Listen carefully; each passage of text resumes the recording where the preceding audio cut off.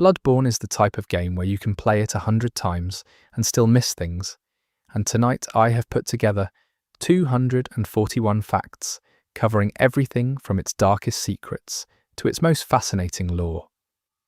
Before I move forward, I'm counting on you to support my channel by clicking that tiny subscribe button so that we can spread these amazing videos to folks like you around the world. Thank you. So, a quick note from me before we get into this. I have been putting this video together for a while now, and I wanted to make something that you could genuinely put on in the background, something that does not demand your full attention every second, but still rewards you when you do tune in. Bloodborne has one of the most deliberately fragmented and richly layered lore structures in any game I've ever played, and it is the kind of game where the lore is never handed to you directly. It lives in item descriptions, in the architecture of its cities, in the faces of its bosses, and in the things that NPCs choose not to say. When I was assembling this, I made a specific choice to prioritize lore-based and world-building facts over pure gameplay mechanics, because I think that is where the real depth is. I also chose to organize the facts thematically, grouping them by the major institutions, factions, and cosmic forces that drive the world, rather than simply going through the game area by area. That structure made the facts feel like they were building towards something rather than just accumulating. A lot of what you will hear is my own interpretation of what the game suggests, using the evidence available. Bloodborne almost never gives you definitive answers, so I will be careful to flag when something is a theory versus when something is clearly stated. With that said, let's go. Chapter 1. Yharnam, the Old Blood and the City that Hunts. Yharnam, the city at the centre of Bloodborne, was not always the sprawling, blood-soaked labyrinth that players explore on the night of the hunt. Long before the first stone of the Grand Cathedral was laid, the land on which Yharnam sits was already considered sacred ground by an ancient civilization called the Pthumerians, a culture that predated the city by thousands of years. The Pthumerians were not human in the way we might think of it, or at least they were something that had drifted far enough from humanity through their rituals and practices that the distinction matters. What we know about them comes from fragmented item descriptions, chalice dungeon environments, and the occasional carved relief in underground stone passages. What is clear is that they discovered something buried deep beneath the earth, something that would eventually become the foundation for everything Yharnam is built on. That something was the old blood, a substance of such power and such danger that every major tragedy in the game can be traced back to one civilization's decision to pull it out of the ground and share it with the world. The old blood is the central substance around which all of Bloodborne's horror revolves. The Pthumerians discovered it in the deepest layers of their underground labyrinthine dungeons, and it appears to have originated from, or been closely associated with, beings far greater and stranger than anything the surface world had ever encountered. The blood was remarkable. It possessed healing properties that seemed almost miraculous, capable of curing diseases and extending life in ways that no natural medicine could replicate. The Pthumerians built their entire civilization around access to and stewardship of this blood, constructing their elaborate chalice dungeons not merely as burial sites, but as carefully maintained repositories designed to preserve and protect the source material. The fact that these dungeons remain accessible in the game, still populated by Pthumerian descendants in various states of physical and psychological degeneration, points toward the idea that the lineage of that stewardship never fully ended, even as the civilization that created it collapsed long ago. The city of Yharnam itself is named after Queen Yharnam, a Pthumerian figure of significant religious and cultural importance. She appears as a boss in the deepest Pthumerian Queen Chalice dungeons, and the item descriptions and environmental details surrounding her suggest that she was a blood saint of some kind, a vessel or conduit through whom the power of the old blood was channeled and venerated by her people. Her likeness is scattered throughout the surface city of Yharnam in various architectural forms, particularly in central Yharnam, where her image appears in carved reliefs and decorative stonework, suggesting that the humans who later built the city treated her as a founding or patron figure. The naming of the city after her is itself a statement about the relationship between Thumerian legacy and Yharnam's cultural identity, a relationship that is largely forgotten by the city's current inhabitants, but encoded in the very name they use to describe their home. Beneath the cobblestone streets and Gothic architecture of the surface city, the Pithumerian chalice dungeons extend downward in a network that players can explore through the chalice ritual system.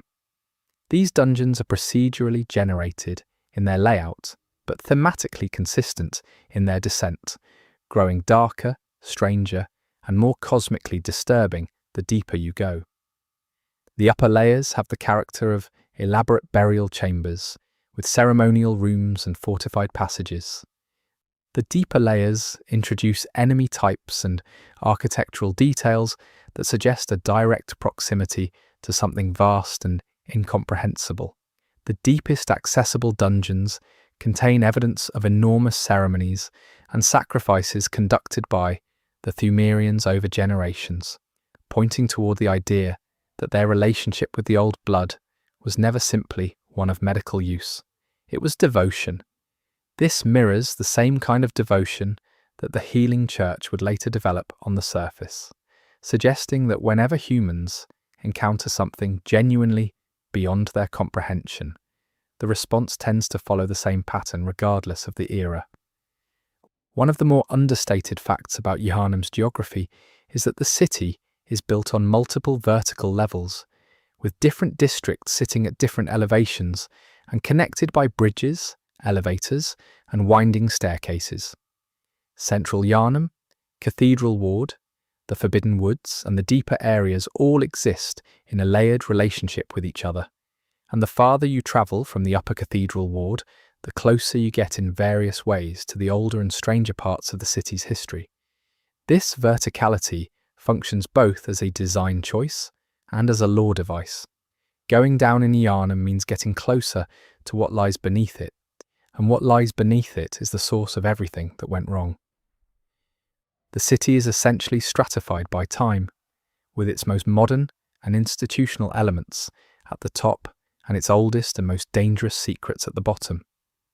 The design communicates this clearly enough that you can feel it even before you understand what it means. The blood ministration, which is the practice by which citizens of Yharnam receive transfusions of the old blood for healing purposes, is the mechanism by which the beast plague spreads throughout the population. This is one of the most important and often misunderstood elements of the game's world. The blood is not inherently corrupted in a simple, straightforward sense.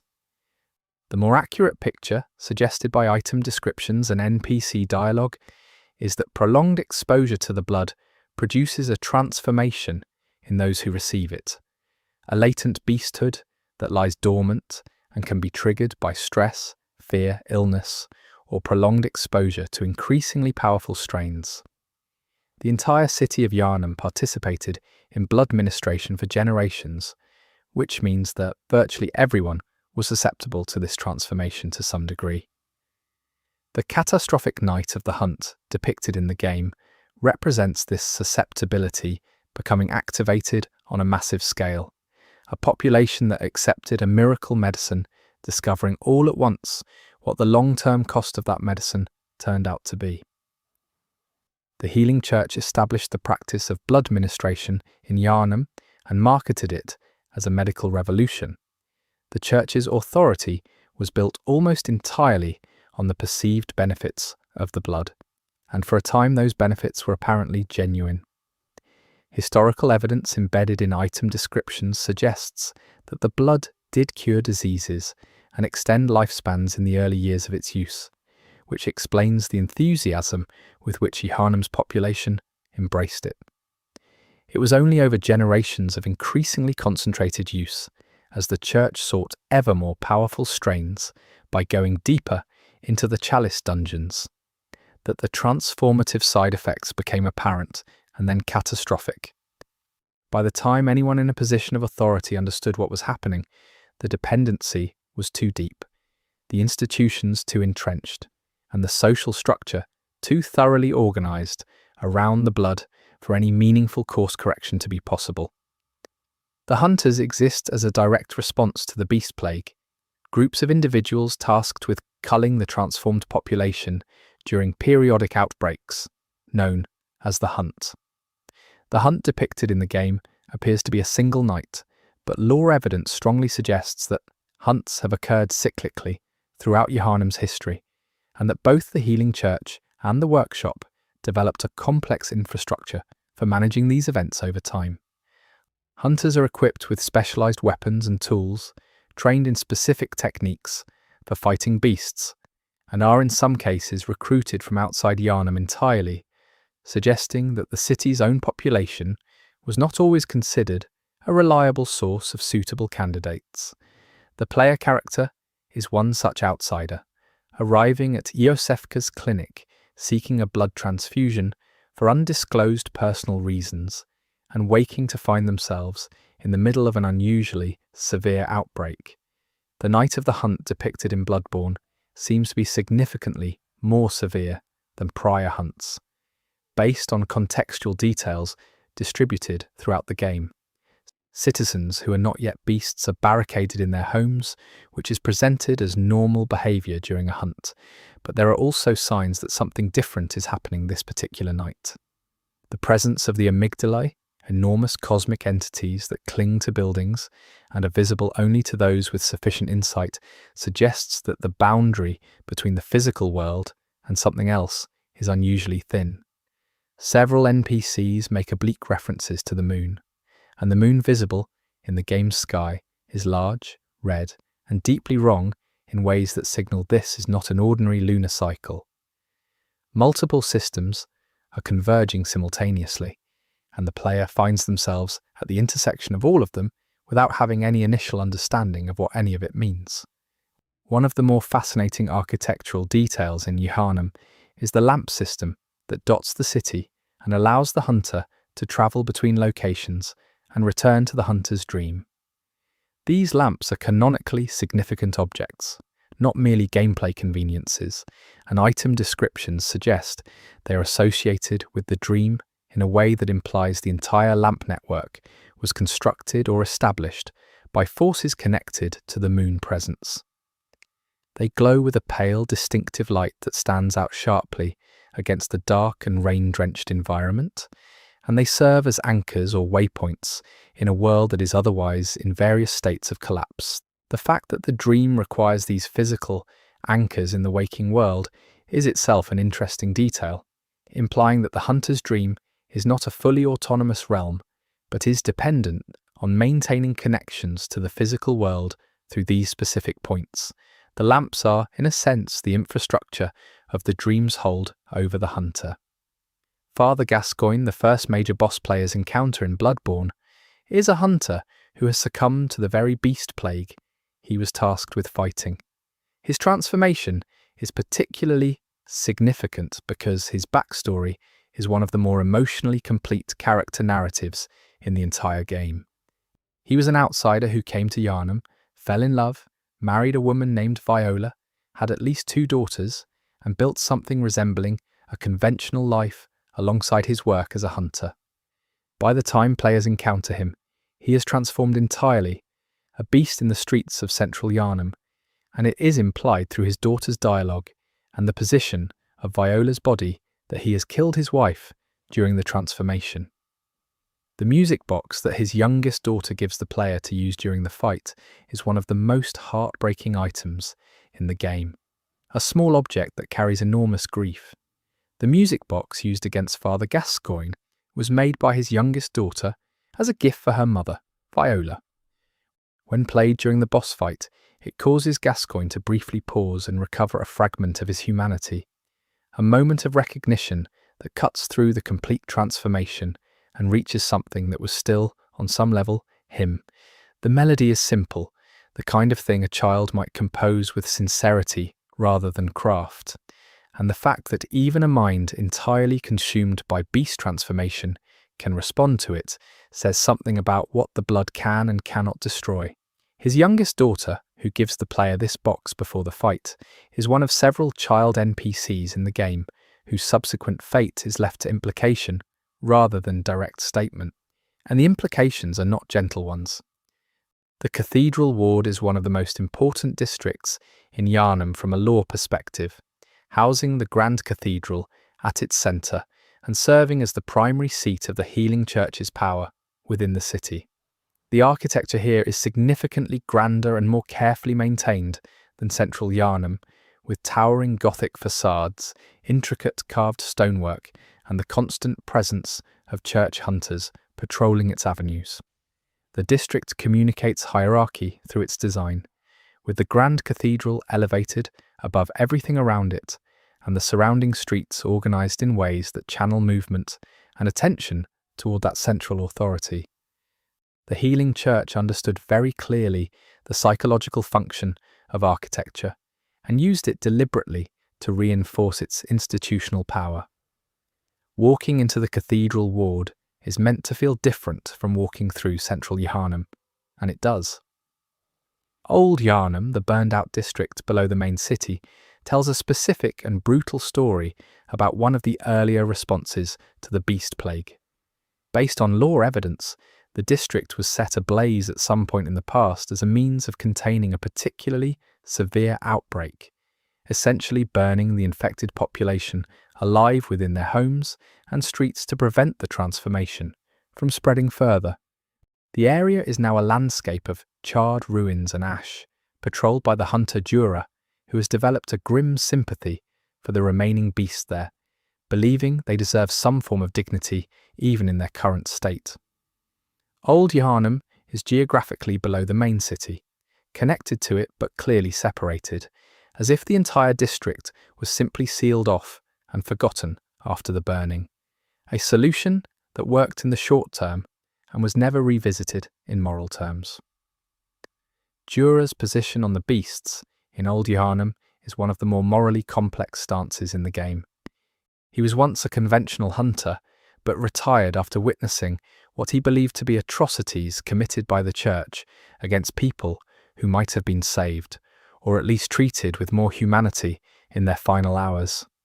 He now guards Old Yharnam with a Gatling gun mounted on a watchtower and will open fire on the player if they try to harm the beasts below. His item, the powder keg badge, belongs to a faction of hunters known as the Powder Kegs, who are considered by the church to be dangerously excessive in their methods, which is a darkly ironic characterization given how extreme the church's own actions have consistently been.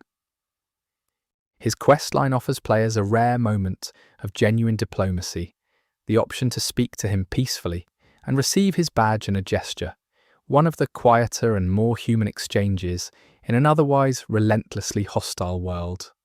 The Forbidden Woods is an area just outside the main city that represents a transitional zone between Yharnam's urban architecture and the stranger territory that lies beyond it.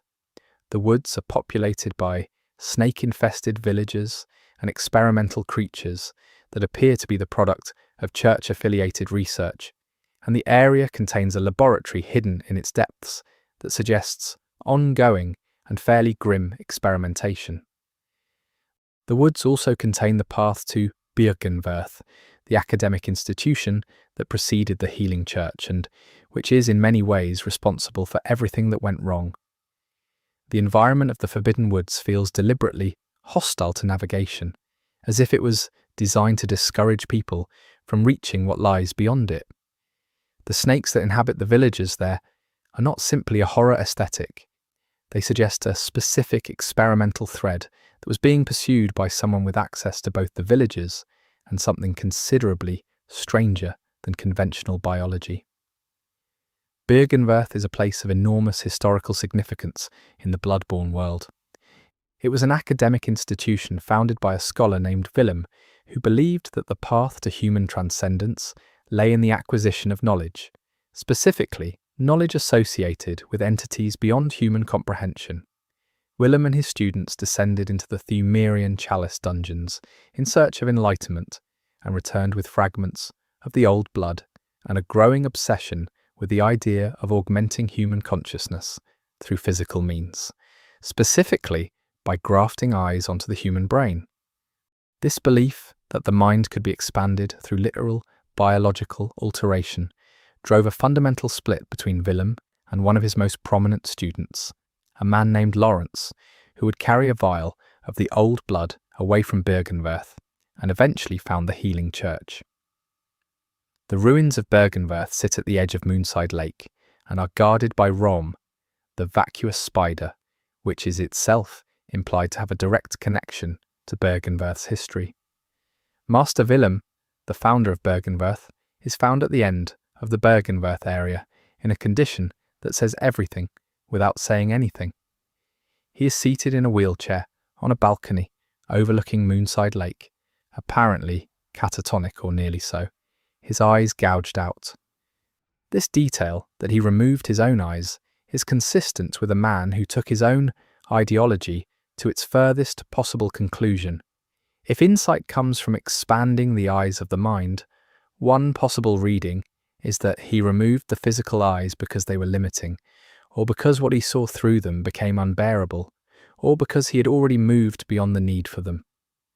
His cane and wheelchair suggest both age and incapacitation, and the fact that he says nothing to the player and makes no aggressive move communicates the emptiness of what remains at the end of the path he built.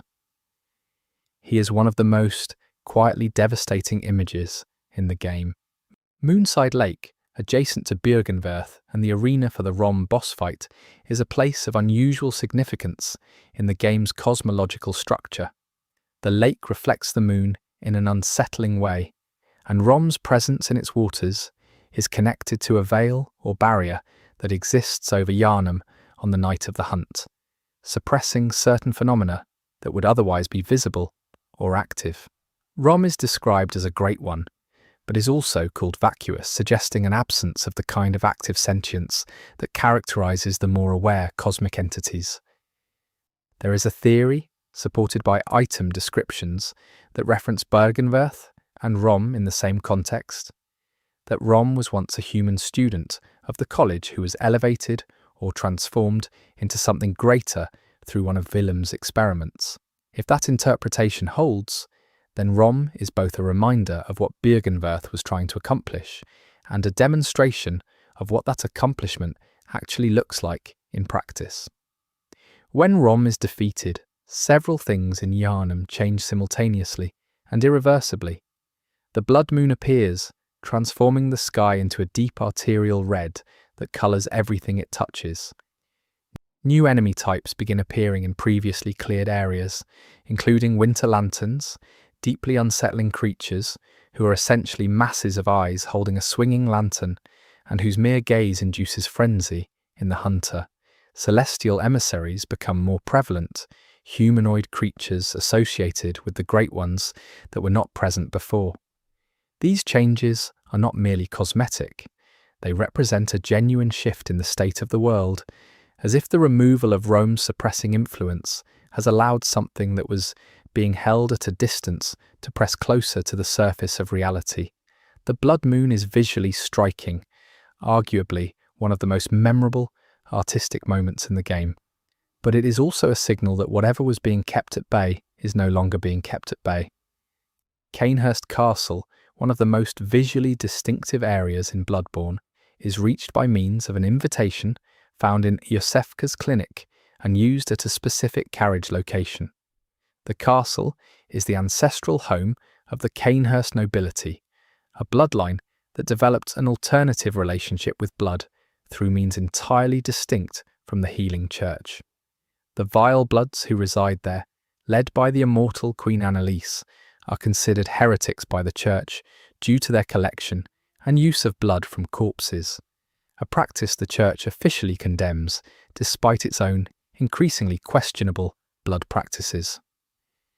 The castle is gorgeous in a decayed, frost-covered aristocratic way, full of blood-stained ballrooms and grandeur that has been decaying for a very long time. It tells a story of a civilization that reached some kind of peak long ago and has existed since then in a condition of refined, elegant decline. Queen Annalise of Cainhurst is one of the most fascinating characters in the game because she genuinely cannot be permanently killed. She describes herself as drinking the blood of hunters to eventually give birth to a vile blood heir, suggesting a reproductive purpose to her blood collection that goes beyond power seeking. She can be killed by the player or by Alfred, but in both cases, she can be resurrected at the altar in her throne room, returning exactly as she was without any apparent memory of having been killed.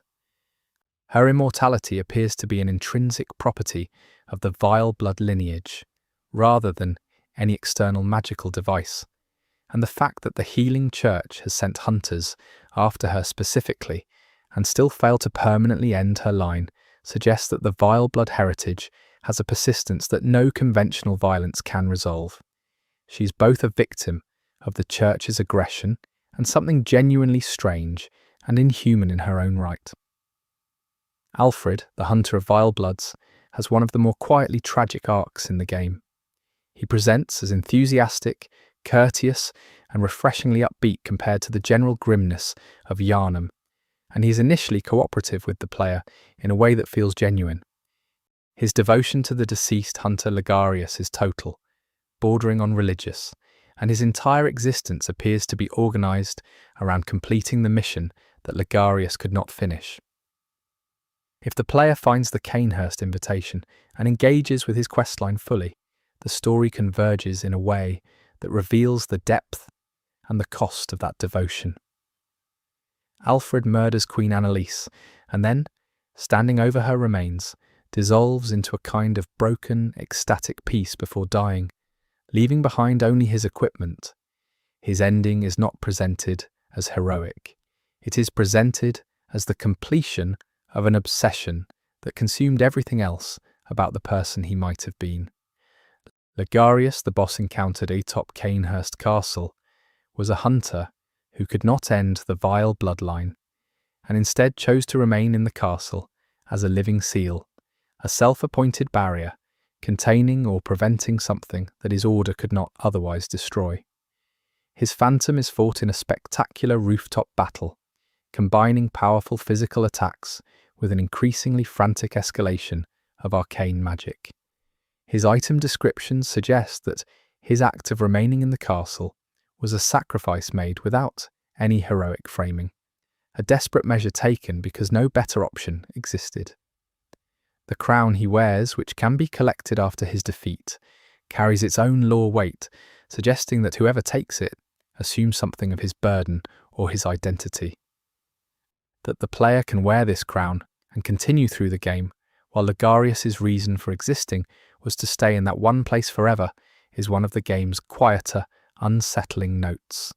The Church Hunters are a distinct faction within Bloodborne's broader hunter culture, operating under the authority of the Healing Church rather than the independent workshop. They wear different armour, carry different weapons, and approach the hunt with a religious dimension that frames beast killing as a sacred duty rather than a pragmatic one. Their presence throughout the cathedral ward communicates clearly that the church was not willing to simply benefit from hunters' work, but wanted to control and shape it.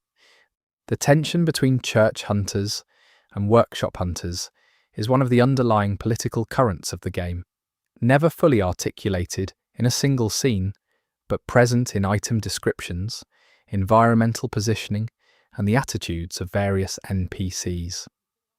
By the time of the game, this tension has largely resolved in the church's favour through a series of events that effectively ended the workshop as an independent institution. The Healing Church's power in Yharnam was not simply religious or medical, it was political and military in a way that made it function more like a sovereign government than an institution operating within a larger civic structure. Control of the blood meant control of the primary medicine, the primary social institution, and the primary source of purpose and meaning for the population. The workshop existed for a time as a counterbalancing force, providing hunters who operated with some degree of independence from church directives. The church gradually eroded that independence through political pressure, institutional conflict, and eventually physical destruction. By the time of the game, the workshop has been burned, and its surviving affiliated hunters operate largely in isolation. Yharnam and the hunter's dream represent the last functional remnant of what the workshop once was, and even that remnant exists only because the moon presence found it useful.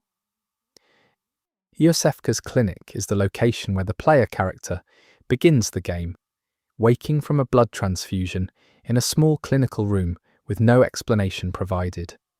The clinic is operated by a doctor named Yosefka, who assists the player through a locked door by providing information and occasionally blood vials. However, partway through the game, the actual Yosefka disappears and is replaced by an imposter, another doctor who has taken over the space and is conducting her own experiments, specifically transforming the refugees she invites inside into celestial entities. The switch is subtle enough that many players miss it on their first playthrough, detecting it only through changes in the voice and phrasing of whoever is speaking from behind the door. It is one of several instances in Bloodborne where something that initially appears to be a relatively safe resource reveals itself to be something else entirely when examined more closely. The imposter Yosefka is one of the more disturbing secondary antagonists in the game because her motives are not clearly malicious in her own understanding of them. She appears to genuinely believe that the transformations she is inflicting on the refugees who arrive seeking safety are a form of elevation, that she is giving them access to something greater than ordinary human existence. This mirrors the logic of the healing church and Bergenwerth, the idea that transformation and transcendence justify the suffering required to achieve them. The progression of her attitude across multiple player visits traces a gradual arc from careful cooperation to visible alienation to something approaching the detached ecstasy of someone who has moved beyond conventional human values. She is, in a concentrated form, the philosophical corruption that runs through every institution in Yharnam.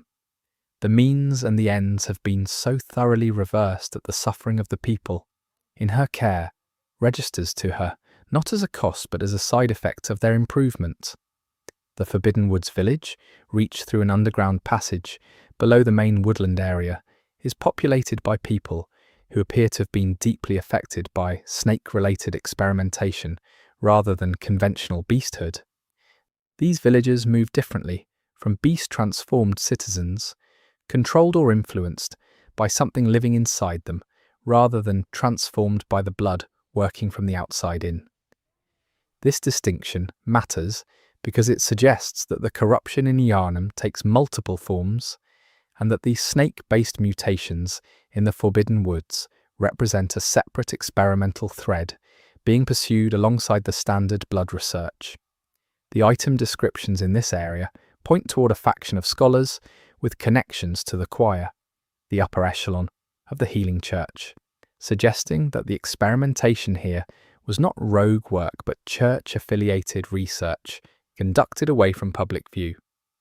The charred hunter set and the associated environmental details scattered throughout the game communicate something important about the cyclical nature of Bloodborne's tragedy.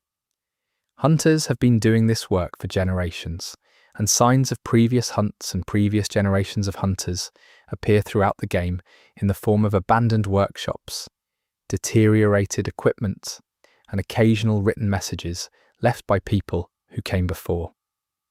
The Old Hunters DLC expands on this significantly by giving those previous generations a physical space in which their stories can be told. But even in the base game, the evidence is there that the current night is not unique, that this pattern of outbreak, hunt, and consequence has occurred before and will likely occur again. The cycle is not simply a metaphor, it is a structural feature of the world, maintained by institutions and entities that have a vested interest in its continuation. Blood vials, the player's primary healing resource, carry law weight beyond their mechanical function. The blood used in them is implied to be the same blood distributed through the church's ministration system, and the fact that nearly every human enemy in the game drops them reflects the extent to which the old blood has penetrated every level of Yharnam's social order. Hunters consume far more blood than ordinary citizens, and item descriptions suggest that this heavy exposure is what allows hunters to recover from injuries that would be fatal to others. It is also, by the same logic, what puts hunters at greater risk of beasthood over time. The blood vial system is therefore not simply a game mechanic, it is an illustration of the economy and logic of the world, one in which the thing that keeps you alive is also the thing that is slowly changing what you are. The workshop, as a physical location, first appears in the hunter's dream as a burned and partially collapsed structure, serving as the primary hub space. The doll is there, along with Gehrman and the graves of fallen hunters, and the whole space has the quality of melancholy preservation, as if it is being maintained by memory as much as by any supernatural mechanism. The real workshop in Yharnam can be found in the cathedral ward area, burned and abandoned, reflecting the same destruction visible in the dream version. The relationship between the waking world workshop and its dream counterpart is never fully explained, but one reading suggests that the dream version is a faithful reconstruction of the original, maintained by Gehrman's memory of what it once was, since Gehrman himself has been trapped in the dream long enough that the workshop may represent everything he had before he became a permanent resident of a space that exists outside of time. The doll's origin is one of the most quietly devastating elements in the entire game, and it requires engagement with the lore rather than direct observation to fully appreciate. She was created by Gehrman, the first hunter and founder of the workshop, and fashioned deliberately in the likeness of a specific person. That person was Lady Maria of the Astral Clock Tower, a hunter who came to Bürgenwerth, eventually joined Gehrman's workshop, and later disappeared into the chain of events that led to the creation of the hunter's nightmare. Gehrman's feelings toward Maria are ambiguous in their exact character, but the act of building a doll in her image and being trapped in the hunter's dream alongside her likeness for what appears to be an indefinite eternity suggests something that falls in the space between devotion and obsession. The doll is warm, gentle, and unfailingly kind to the player, and she is also a monument to grief. Maria herself is described in item descriptions as having felt deep remorse over her participation in a raid on the fishing hamlet conducted by Bürgenwerth scholars. The raid resulted in profound and lasting suffering for the village's inhabitants. This remorse eventually led her to seal herself in the Astral Clock Tower, taking her own life, rather than continuing to exist alongside what she had done. Her boss fight in the Old Hunters DLC is one of the most technically demanding encounters in the game, with Maria fighting at the top of her tower with a kind of desperate ferocity that suggests she is defending something more than a physical space. Whether she is defending the secret of the fishing hamlet, her own isolation, or something else is left to the player's interpretation, but the intensity of the fight is itself a form of characterization that text alone could never provide. The Pthumerian descendants found in the deepest Chalice dungeons, including the Pthumerian descendant and Pthumerian elder bosses, suggest that prolonged proximity to the old blood has done something significant to their bodies and capabilities over the generations. They are faster, stranger, and more arcane in their movements than the standard Chalice dungeon enemies, and their presence points toward the idea that the Pthumerian civilization never truly died. It simply retreated downward, closer to what it had always worshipped, continuing its rituals and its stewardship in the dark beneath the city that was built on top of its ruins. The Pthumerian queen, Yharnam, found in the deepest accessible Chalice layer, is a particularly striking figure, and her encounter rewards players with one of the 4 third umbilical cords needed for the game's true ending. The messenger creatures that appear throughout the hunter's dream and in various locations in Yharnam are described in item descriptions as augurs of the Great Ones, small beings that form a kind of communication channel between greater entities and the world below. Their mushroom cap appearance and enthusiastic helpfulness stand in deliberate contrast to the horror of everything around them, and they contribute to the sense that the hunter's dream is a space that exists at the intersection of the human and the cosmic. There is a theory that they represent an early or benign stage of the kind of transformation that the blood and the Great Ones produce in those who encounter them. Beings who have had some degree of contact with cosmic forces and been changed in a relatively manageable way. Their cheerfulness, whether it represents genuine happiness or simply the character of whatever they have become, is one of the few sources of genuine warmth in the game. The Yahargul unseen village district of Yharnam changes dramatically when Rom is defeated and the blood moon arrives. Before that point, players who stumble into it are knocked unconscious and wake in a cell, suggesting that the area is used by the School of Mensis as a harvesting ground, collecting people for their ritual purposes. After the blood moon, the district is more fully revealed, with the cult's bell-ringing activities visible and the evidence of their work with the brain of Mensis haunting the edges of the environment. The district's name, Unseen Village, likely reflects the fact that this part of Yharnam was not known or acknowledged by the general population of the city. It existed as a hidden underbelly, a place where things were done that the surface city's institutions needed to pretend were not happening.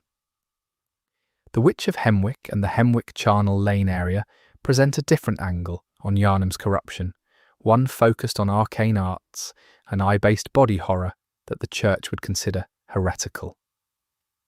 The witches appear to be practitioners of rune crafting and eye harvesting, and their domain is filled with jars of preserved eyes and the head-clutching madmen who drop madman's knowledge items when killed. The boss fight against the witches takes place in a room rendered nearly pitch black except for their glowing eyes, a design choice that makes those collected eyes the only light source in the space and turns the thing they have been gathering into both their greatest weapon and the thing that makes them visible. The rune crafting tradition they represent connects to a broader thread in the game about the body and the brain as things that can be rewritten or augmented by exposure to knowledge from beyond the human. The lecture building is one of the stranger spaces in Bloodborne, existing not in the physical city of Yharnam, but in a liminal zone between the waking world and the nightmare realms. It is reached from the Forbidden Woods and contains students who have been transformed into grotesque crawling creatures, lecture halls covered in the residue of failed experiments, and written notes suggesting that the School of Mensis conducted academic research here, alongside its more overtly ritual activities. The building connects to both the Nightmare Frontier and the Nightmare of Mensis, suggesting it functions as a transit point in a space that should not be accessible from the physical world. Its presence implies that the boundary between ordinary reality and nightmare is porous, and that certain kinds of knowledge or experimentation can create passages between them. The Nightmare Frontier, accessible via the lecture building, is characterized by toxic swamps, enormous pit structures, and the oppressive presence of amygdalae, those long-limbed cosmic entities that also cling to buildings in Yharnam.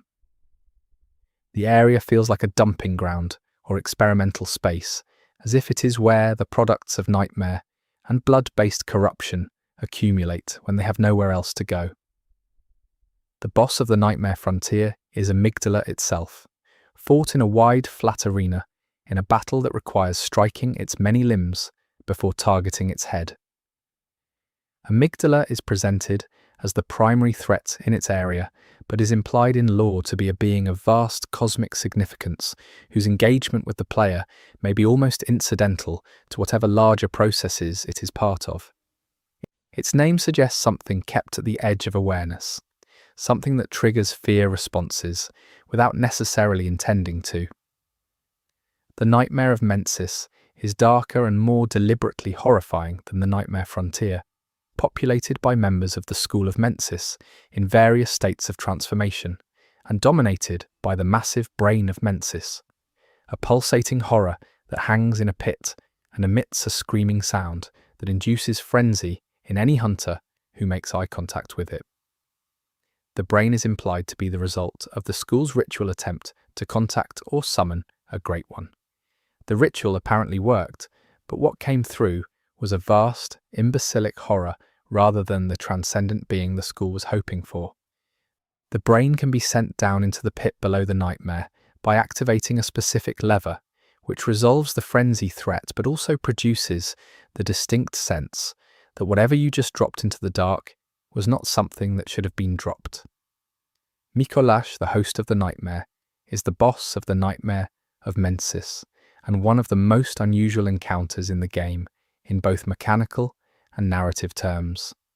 He leads the player on a lengthy chase through the nightmare space before being cornered, fighting with arcane attacks delivered with a kind of gleeful, broken enthusiasm that suggests someone who has been in the nightmare long enough to have lost his remaining connection to ordinary sanity. His calls to Kos, pleading for eyes on the inside of his skull, mirror the broader School of Mensis ideology of seeking cosmic insight through literal, physical augmentation. He is tragic in a way that is difficult to feel cleanly, because his delight in his own degradation makes conventional sympathy awkward. He wanted transcendence, and he found something, but what he found and what he wanted may not be the same thing. The shadows of Yharnam, fought as a trio boss before the Byrgenwerth area, are implied to be ancient guardians connected to the Pthumerian lineage and possibly to Queen Yharnam herself. Their combination of sword attacks, pyromancy, and serpent-based abilities communicates a diversity of skills rooted in traditions far older than the Healing Church, or even the founding of Yharnam. Their design suggests individuals who have performed their protective function for so long that any personal identity they once possessed has been entirely subsumed by the role. Defeating them is necessary to progress toward Byrgenwerth, implying that whatever they are protecting access to is considered significant enough to require guardians of this age and capability. The presence of snakes in their arsenal connects to the broader snake motif that runs through the older and deeper elements of the game's world. The snakes that appear throughout Bloodborne, in the Forbidden Woods, in the shadows of Yharnam boss fight, and in various item descriptions may carry symbolic weight connected to the Pthumerian relationship with blood and cosmic entities. Serpent imagery in various mythological traditions carries associations with transformation, ancient knowledge, cycles of death and rebirth, and access to hidden wisdom, all of which are central themes in Bloodborne. Whether the connection is deliberate or emergent from the design process is unclear, but the consistency with which snake imagery appears at the older, deeper, and more cosmically adjacent points of the game suggests that it was intentional. The snake parasite in the Forbidden Woods and the serpent summoning of the shadows feel like related but distinct expressions of the same ancient tradition. The cathedral ward's architecture communicates the Healing Church's relationship with light and visibility as symbolic registers of authority. The church presents itself through white robes, bright interiors, and the aesthetic of cleanliness and illumination, using these as projections of benevolence and spiritual legitimacy. But the further the player gets into the actual mechanics of the church's operations, the more apparent it becomes that this emphasis on light is a performance, that the things the church actually does are deeply dark in every sense. The Grand Cathedral is beautiful and solemn in a way that communicates institutional gravity, but its purpose in the game is not to facilitate genuine spiritual practice. It is to maintain control over a population that the church has made, dependent on what it provides, and the beauty of the space exists to obscure that function. The tombstones in the hunter's dream serve as markers for fallen hunters and contribute significantly to the melancholy atmosphere of that space. The dream contains far more tombstones than there are named hunters in the accessible lore, implying that the cycle of hunting and dying has been ongoing for long enough that many generations of hunters have passed through Yharnam's care and been commemorated by these small stones. Some tombstones reference other From Software games or carry names drawn from the development team, a tradition carried over from earlier games. Even the unnamed ones contribute to the cumulative weight of the space, turning the hunter's dream into something that functions more like a cemetery than a sanctuary. The dream is a holding space, a place where the cycle persists and where the dead accumulate in a condition that is neither rest nor continuation. The Blood Echoes currency system, the game's analogue to Souls in the Soulsborne series, carries lore dimensions that give it weight beyond its mechanical function.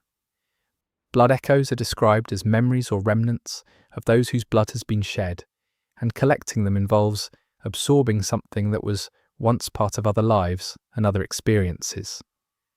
The cycle of losing blood echoes on death and recovering them by reaching the death location reinforces the sense that these are not abstractions but genuine remnants of lives, and that the management of them has a significance that extends beyond resource economics.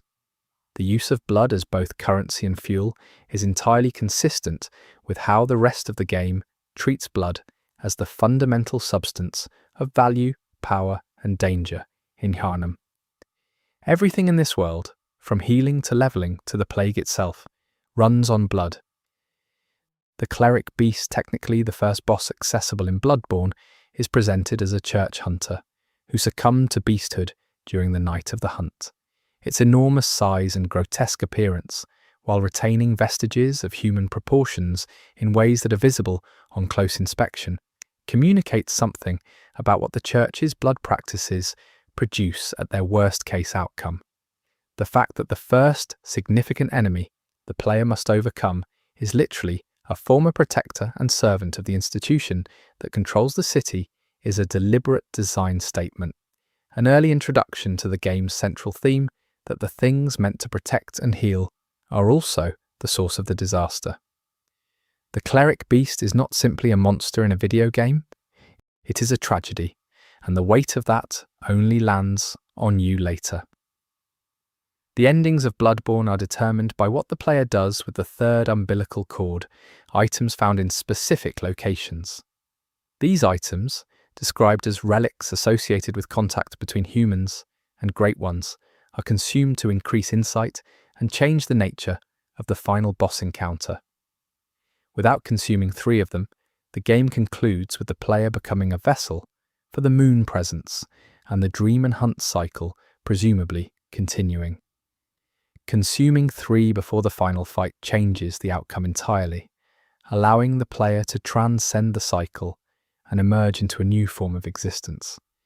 These endings represent the game's central thematic question made into a mechanical choice. Do you accept the cycle, or do you break it? And if you break it, what does breaking it actually cost? The overall atmosphere of Yharnam on the night of the hunt is one of the most carefully constructed environmental experiences in gaming history, achieved through a combination of art direction, music, sound design, and pacing that works together in ways that resist separation. The constant rain creates an acoustic environment in which every sound, the distant howling of beasts, the tolling of bells, the scrape of cobblestone underfoot, carries a specific emotional frequency. The city feels like a place that was once beautiful and that retains the structural memory of that beauty, even as it has been turned into a horror. The Gothic architecture, the decorative stonework, the grand scale of the buildings, all of this communicates a civilization that had genuine ambitions and genuine achievements, and the tragedy is legible in the contrast between what the city was built to be and what it has become on this particular night. Chapter 2. the Healing Church, the Choir, and the Nightmare of Mensis Lawrence. The founding father of the Healing Church was a student of Master Willem at Bürgenwerth, and the split between them is one of the defining ideological fractures in the entire Bloodborne world. Willem believed that the path to transcendence ran through knowledge, specifically the acquisition of eyes, a metaphor he also appeared to pursue literally. Lawrence believed the answer was the blood itself, that the physical substance discovered in the Thumerian dungeons was a means of elevating humanity in a more accessible and scalable way. When Lawrence left Bürgenwerth with a vial of the old blood, he was not simply leaving an institution, he was beginning a different experiment, one with a city as its subject. The Healing Church that he built on the back of that blood would become the most powerful institution in Yharnam, and the consequences of his founding choice would eventually consume everything. The founding of the Healing Church was not an immediate catastrophe. In the early years, the blood genuinely appeared to do what Lawrence claimed it would, curing diseases and offering hope to a population that had very little of it. The church's reputation grew on the back of these genuine results, and the institution expanded rapidly, constructing the grand cathedral, establishing the blood ministration system throughout the city, and accumulating the political and financial power that comes with being the sole provider of what everyone needs. By the time the long-term effects of the blood began to manifest in the population, the church was too entrenched and too powerful for any external challenge to its authority to be effective.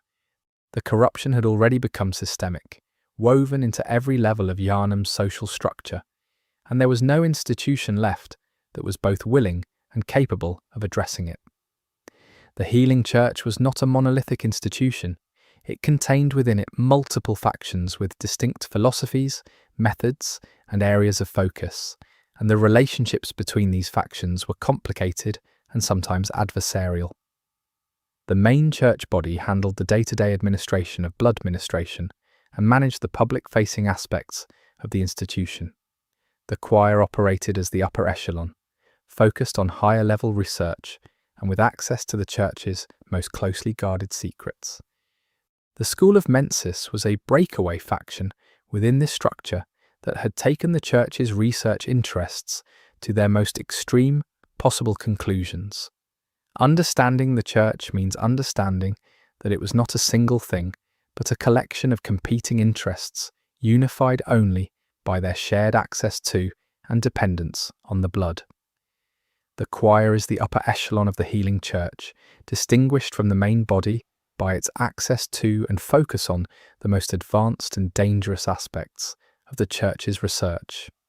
The choir's primary area of work involved making contact with great ones, and they achieved a degree of success that the School of Mensis would later attempt to surpass through their nightmare ritual. The choir's most significant relationship was with Ebrietas, a great one who remained in the physical world while others departed, and who appears to have entered into a cooperative arrangement with the church that benefited both. The choir used what they learned from Ebrietas to develop the hunter tool called a call beyond, a weapon that channels the power of the outer cosmos in a way that causes enormous damage. This tool is one of the most direct demonstrations of what the choir actually accomplished, translating a relationship with a cosmic entity into something practical and weaponizable. Ebrietas, daughter of the cosmos, is found in a hidden area of the Grand Cathedral called the Altar of Despair, reached through the choir's hidden spaces. She is described as a leftover, a great one, who could not or did not ascend when the others departed, remaining behind in a condition that appears to involve genuine grief or resignation. She weeps at the opening of her boss fight, a detail that establishes her as a being capable of something resembling sorrow, which makes the subsequent fight significantly more emotionally complex than a standard boss encounter.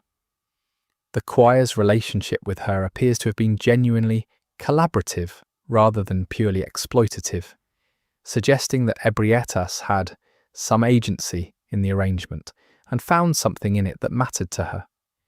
What she wanted from the relationship, given her isolation and her apparent grief, remains one of the more interesting unanswered questions in the game.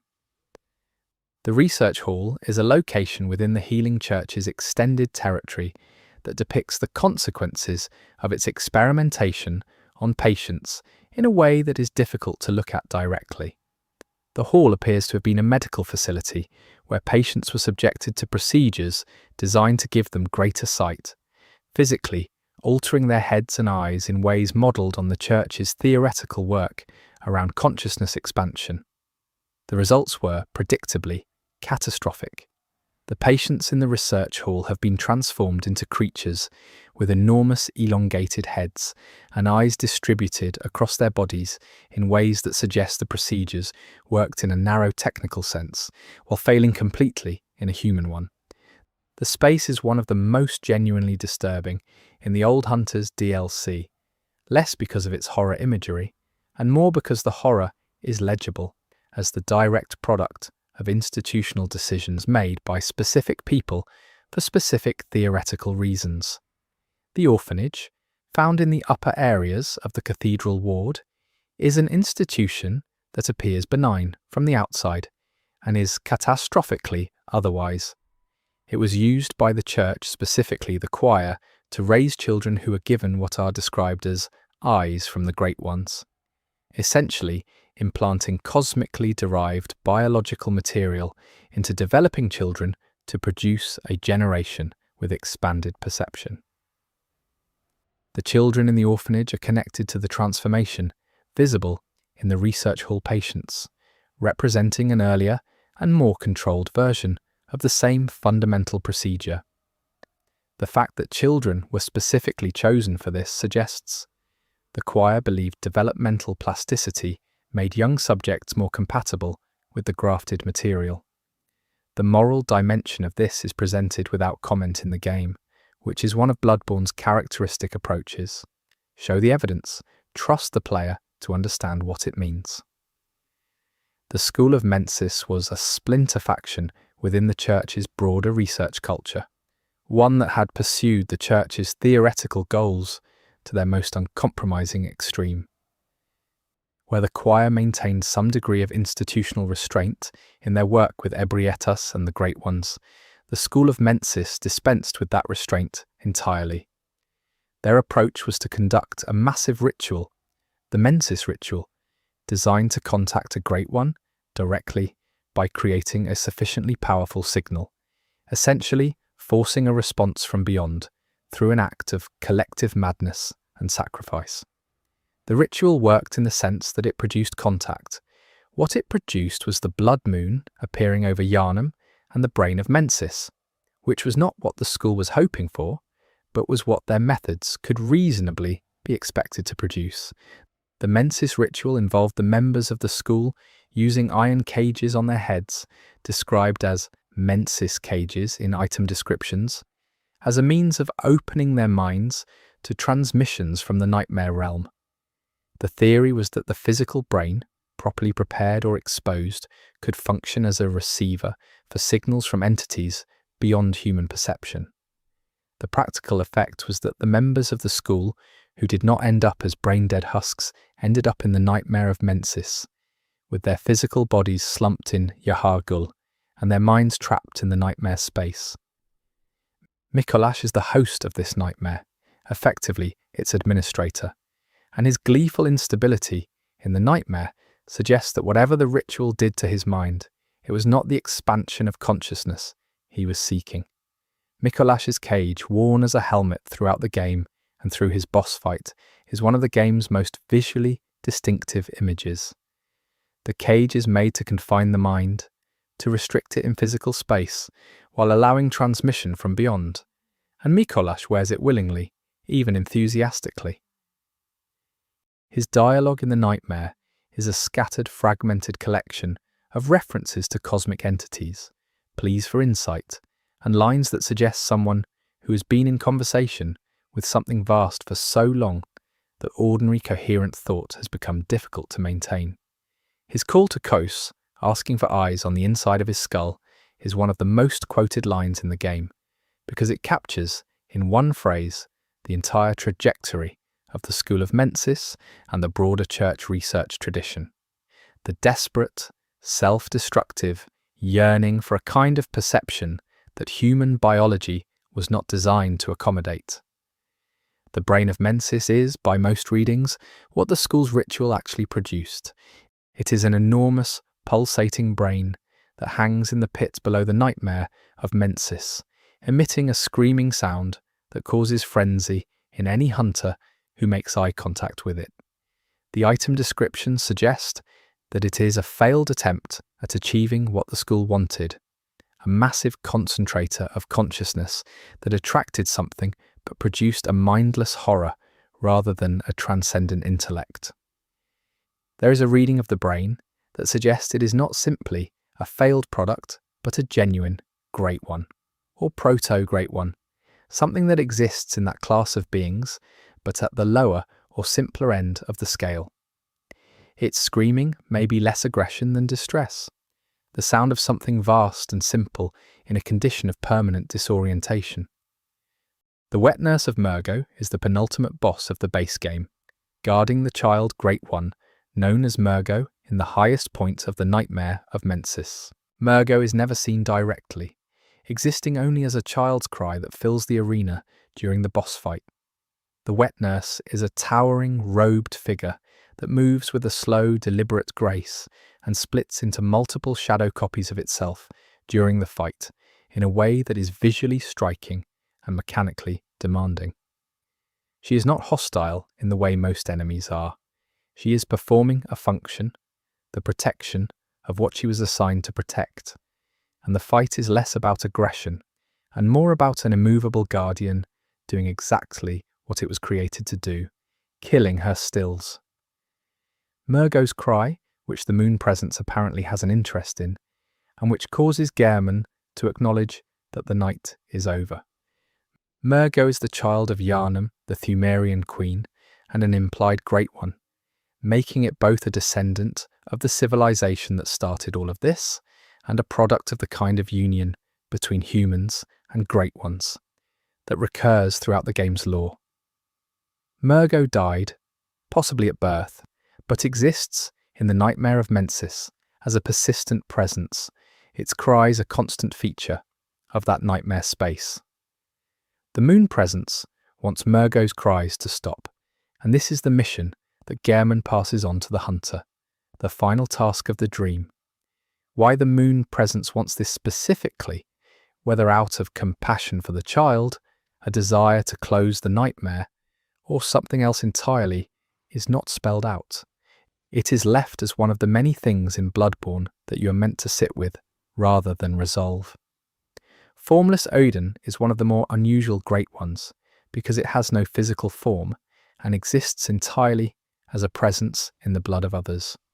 Odin collects blood through its worshippers, and the various characters in the game who are associated with Odin, from the church-aligned figures to Ariana and her blood, are all connected by this quality of being vessels or collectors for a being that cannot exist except through what others carry.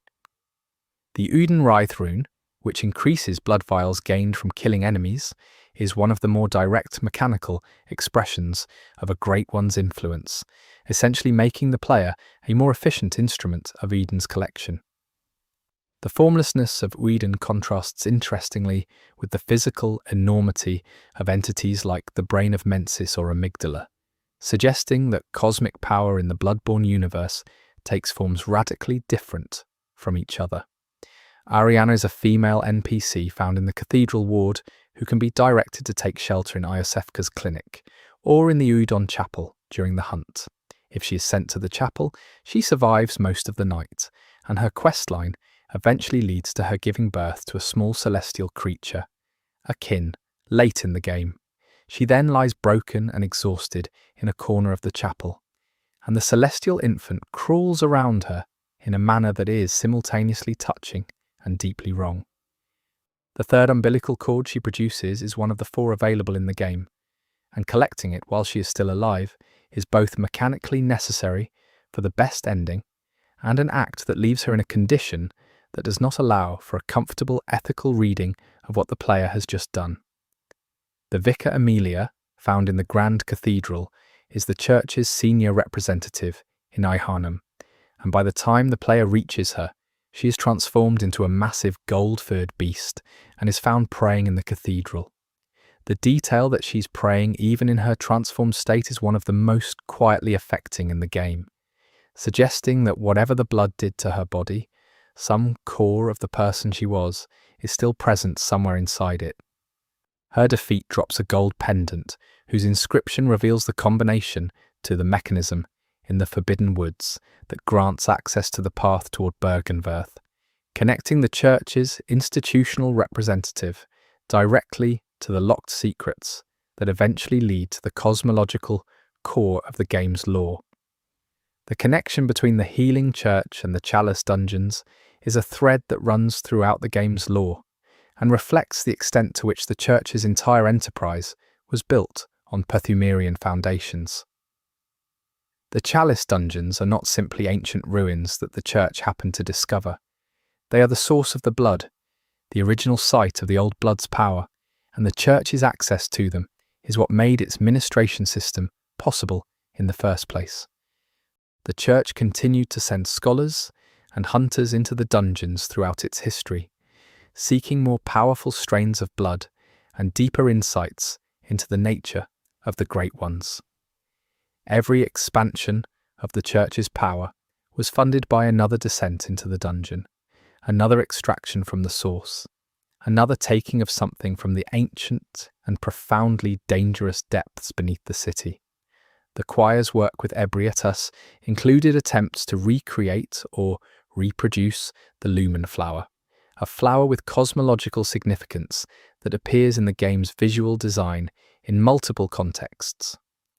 Lumen flowers are found in Ebrietas' space and in the research hall area, and they are described in item descriptions as a plant connected to the cosmos and to the kind of enlightenment the Church was pursuing. The use of a flower as a symbol of this pursuit is one of Bloodborne's more unusually gentle visual choices in an otherwise relentlessly dark aesthetic vocabulary, and the contrast between the delicate plant and the horror of what surrounds it communicates something about the gap between the Church's stated ideals and its actual methods. Lawrence's skull is found in the Hunter's Nightmare in the Old Hunters DLC, confirming that he did not simply die, but ended up in the nightmare realm where hunters who committed sins are trapped.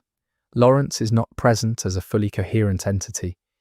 His skull is found, and later in the nightmare, the Lawrence the First Vicar boss is encountered, a beast version of Lawrence whose existence in the nightmare suggests that his transformation was either part of or a consequence of the founding of the Church. His boss form is one of the most visually striking in the DLC, a massive beast that crawls on its arms, while its lower body burns away in fire. And the detail that this is the man who founded the Church and started everything makes the fight carry a weight that a purely abstract monster encounter would not have. The Hunter's Nightmare is the realm in the Old Hunters DLC where hunters who committed significant sins are trapped after death, unable to rest and unable to leave, caught in an endless repetition of the worst moments of the hunt. The nightmarish space reflects the sins it traps, full of corrupted weapons, blood-drenched architecture, and the residue of hunts that went wrong in specific and permanent ways. The fishing hamlet within the nightmare is particularly significant, as it preserves the aftermath of the Bergenwerth raid in a state of eternal traumatic repetition. The village destroyed and its survivors cursed, unable to move past what was done to them. The nightmare is, in this sense, a form of justice, or at least a form of consequence, a place where the worst things that hunters did are preserved and experienced indefinitely by the people who did them. Ludwig was a famous church hunter, one of the most celebrated in the Church's history, who recruited ordinary citizens to serve as hunters rather than relying solely on trained specialists. He believed that if the population could be organized and equipped to fight beasts, the hunt could be fought on a larger scale and more effectively. His innovation was practical and militaristic, and he introduced the Radiant Sword Hunter badge system as a way of recognizing hunters who served the church with distinction. In the Hunter's Nightmare, Ludwig has been transformed into a massive beast, his history and achievements entirely consumed by what he eventually became. The first phase of his boss fight is brutal and disorienting. The second phase, in which he finds his holy moonlight sword and partially recovers his sense of self, is one of the most emotionally affecting boss encounters in the game. Ludwig's final line, asking whether the vision before him is the sky or the sea, is delivered when he is shown the holy moonlight sword through the reflection of a small mirror held up by a surviving NPC. The line is haunting and beautiful, and it is the last coherent thing he says before dying. One reading is that it reflects a genuine return of his perceptual ability, seeing something beautiful after an extended period in the nightmare. Another reading is that it reflects the cosmological language of the game, in which the sky and the sea are both metaphors for the vast, incomprehensible space where the Great Ones exist. Whether it is a moment of clarity or a moment of dissolution is left entirely to the player, which is consistent with how Bloodborne handles almost every emotionally significant moment. Simon the Harrowed is a hunter introduced in the Old Hunters DLC, who functions as a questline NPC and source of lore about the events that led to the creation of the Hunter's Nightmare.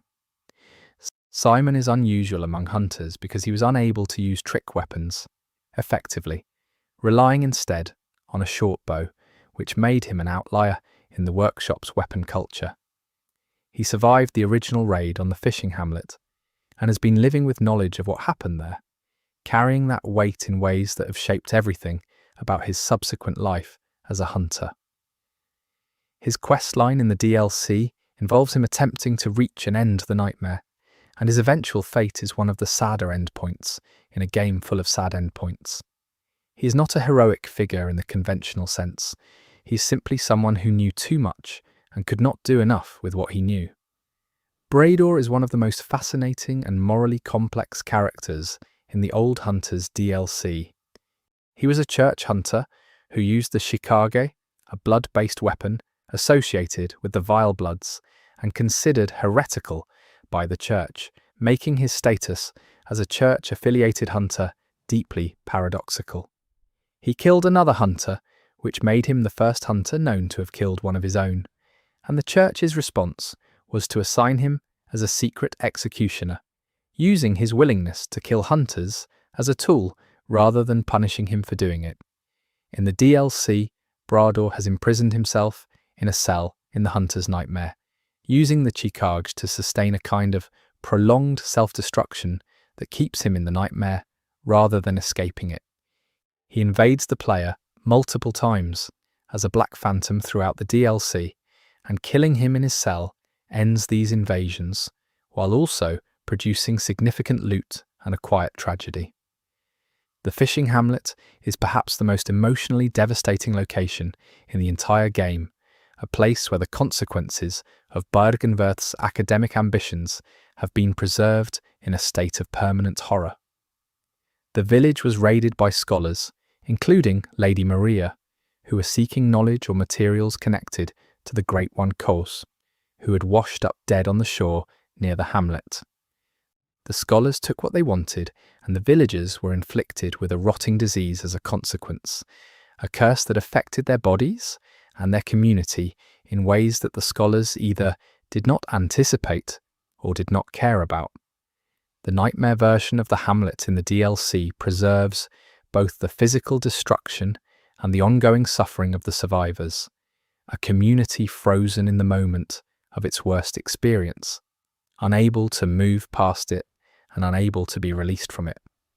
Kos, the Great One, whose dead body rests on the shore of the fishing hamlet, is one of the most significant and most discussed figures in Bloodborne's lore, despite the fact that she is already dead when players encounter her, and never speaks directly in any way that can be definitively attributed to her.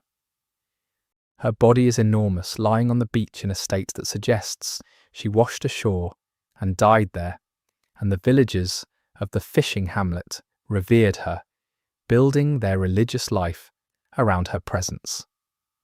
The scholars of Byrgenwerth saw her as a research subject and a resource, and the items they extracted from her or from the hamlet's blood supply informed the development of the Old Blood's more advanced strains.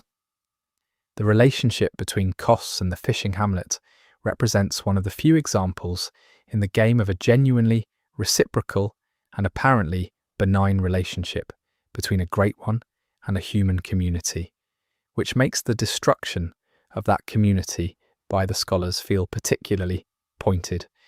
The orphan of Kos is the stillborn child of Kos, born from her corpse during the boss fight when a bolt of lightning strikes the body and the orphan tears itself free. It is one of the most visually striking boss entrances in the game, beginning with a prolonged sequence of emerging from a dead body before the actual fight begins. The orphan fights with a placenta as its primary weapon, which is simultaneously grotesque and deeply sad, suggesting a being that was never meant to exist in the world it finds itself in. Its death cry is one of the most memorable sounds in gaming, a long screaming wail that echoes through the nightmare after the fight ends and lingers in a way that suggests something more than the death of a single enemy. The voice that sounds after the orphan's death, described in various analyses of the game as a cry from Kos herself or from the broader spirit of the hamlet's suffering, dissolves the nightmare of the fishing hamlet when it concludes. The text that appears a kind of curse or blessing directed at the hunters and scholars who caused the village's destruction is one of the most morally direct statements in the entire game. It does not explain or contextualize, it simply acknowledges what happened and assigns responsibility. The ending of the orphan fight is not a victory in the conventional sense. It is a resolution, something that needed to happen, being completed in the only way that was available, with all of the moral weight that entails. The choir's air rune, associated with Odin, describes the collection of blood dregs from hunter's blood as a path toward birthing a new heir for Odin. This connects to the vile bloods of Cainhurst, who also collect blood dregs, though their purpose is framed as birthing a vile blood heir rather than an heir for Odin specifically. The overlap between these two agendas suggests either that they are pursuing the same goal through different institutional frameworks, or that the distinction between a vile blood heir and an heir for a formless Great One is less clear than it initially appears. Either reading adds texture to the Cainhurst Church conflict, which on the surface appears to be about differing blood practices, but may run considerably deeper than that. The celestial emissaries that appear throughout Yharnam after the blood moon are humanoid creatures associated with the Great Ones, small and fragile looking in isolation, but forming large groups that can be dangerous in combination. Their boss form, the celestial emissary boss encountered in the Upper Cathedral Ward, is one of the stranger boss encounters in the game, involving a group of standard celestial emissaries with a single larger form that emerges partway through the fight. The emissaries appear to be followers or attendants of the Great Ones, rather than Great Ones themselves, beings who have progressed far enough along the road of cosmic exposure that they have become something distinctly non-human, while not yet reaching the scale or incomprehensibility of the Great Ones proper. The concept of insight as a mechanical system in Bloodborne mirrors the law's treatment of cosmic awareness as both a gift and a liability.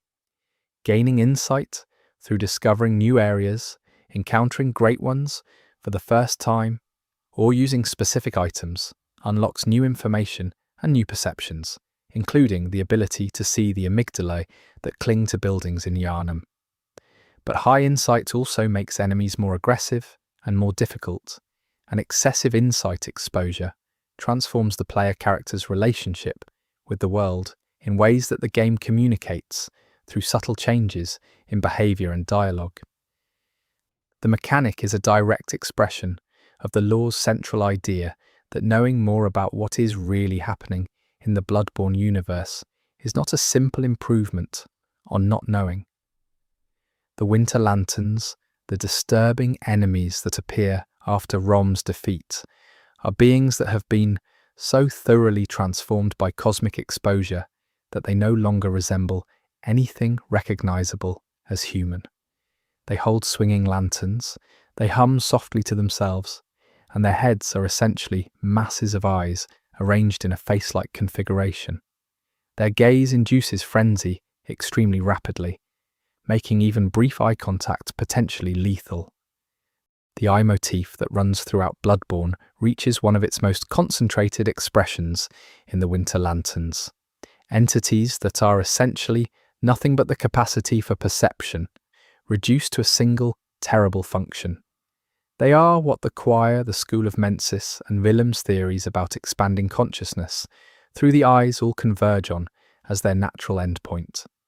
The frenzy status ailment in Bloodborne represents what happens to a human mind that is exposed to something too large to comprehend, a kind of catastrophic cognitive overload that causes the body to damage itself. It is the game's most severe status effect, building rapidly and causing massive damage when it triggers, and the enemies and environments most associated with it are consistently those most connected to cosmic awareness and the Great Ones. The brain of Mensis induces it through eye contact. The Winter Lanterns induce it through proximity. The nightmare of Mensis as an environment has areas with ambient frenzy build-up. The consistency of this design communicates clearly that frenzy is not simply a poison or a disease, but a specific response to a specific category of overwhelming perception. The moon presence is the cosmic entity most directly implicated in the creation and maintenance of the hunter's dream, and its relationship to Gehrman and to the hunter is the core of the game's narrative, even though it operates largely in the background until the final moments. The moon presence made a contract with Gehrman at some point in the past, trapping him in the dream as its proxy and creating the hunter cycle that the player participates in. Its motives are never explicitly stated, but the structure of the contract and the way it is enforced suggests an entity that values the continuation of the hunt as a means towards some end that may be comprehensible only to itself. The moon presence is not presented as evil in a conventional sense. It is simply something incomprehensible that has organized the observable world around a need that it has never explained. The final boss fight against Gehrman, the first hunter, is one of the most emotionally resonant encounters in the game. Gehrman has been the player's primary support figure throughout the game, a mentor and caretaker figure who provides access to the leveling system and delivers information about the hunt in a paternal tone that suggests genuine concern. His request, at the end of the game, to release the hunter from the dream by killing them is framed as an act of mercy, an acknowledgement that the dream is a trap and that the kindest thing he can offer is a way out. That the player's refusal of this mercy results in having to fight him is one of the game's most quietly devastating structural choices. Gehrman fights with the burial blade, the original hunter weapon, and fighting him feels like something that should not be happening, even as it is clearly necessary. The burial blade, Gehrman's weapon, and the game's first trick weapon, in lore terms, is described as the weapon that defined the art of hunting. It is a curved blade attached to a staff that transforms between a short sword and a massive sweeping scythe. The scythe form is associated in various cultural traditions with death, cycles, harvesting, and the separation of the living from the dead. Gehrman wielding it suggests that the first hunter was always, in some fundamental sense, a figure of endings rather than preservation. He hunts beasts, yes, but in a larger frame, he is the administrator of endings, the person who presides over the cycle of dying and returning that defines the hunter experience. That this same weapon is used to offer the player their only escape from the dream gives it an additional layer of meaning that the game never explicitly states. Chapter 3: Hunters, the Workshop, and the Hunter's Nightmare. The Workshop was founded by Yharnam as the institution that would train and equip hunters to fight the beast plague, existing as an independent counterpart to the healing church rather than an arm of it. The philosophy of the Workshop was pragmatic and craft-focused, concerned with developing weapons and techniques that worked rather than with the theological or cosmological dimensions of what the hunters were fighting. Yharnam trained students, developed the trick weapon format, and established the practical culture of hunting that would eventually be co-opted and then superseded by the church. The Workshop's independence from the church made it a potential check on the institution's power, and the eventual destruction of the Workshop by fire, the circumstances of which are not fully detailed but which appear to have been deliberately set, removed that check permanently. Yharnam is the oldest active hunter in the game's timeline, and the person most directly responsible for the structure of the hunt as players encounter it. He was the first to develop the trick weapon concept, the first to formalize hunter training, and ultimately the person who made a deal with the moon presence that created the hunter's dream as a space for hunters to return to between ventures into Yharnam. Whether this deal was made knowingly or whether the moon presence simply recognized an opportunity in Yharnam's grief and devotion and took advantage of it is one of the law's more genuinely ambiguous points. What is clear is that by the time of the game, Yharnam is trapped in the dream, confined to his wheelchair, aware of the trap and unable to leave it, and managing the hunter cycle with a combination of genuine care and profound exhaustion. The trick weapon system that defines Bloodborne's combat style was innovated by Yharnam specifically for the purpose of fighting beasts, and it represents a significant departure from conventional weapon design. A trick weapon has two forms, each suited to different tactical situations, and transforming between them mid-combat allows for a fluidity that weapons with a single fixed form cannot provide. The development of this system required rethinking how weapons function at a foundational level, not just making better swords or better axes, but inventing a new category of tool. The fact that this innovation came from a single person working at the beginning of the hunting tradition says something about Yharnam's capabilities and also about the urgency of the problem he was solving. The saw cleaver is one of the first weapons the player can acquire and is described in item descriptions as a standard hunter tool that is effective against beasts due to the jagged edge that catches and tears at transformed flesh. Its design is deliberately industrial, evoking the tools of a trade rather than the weapons of a warrior, which is consistent with the Workshop's pragmatic approach to the hunt.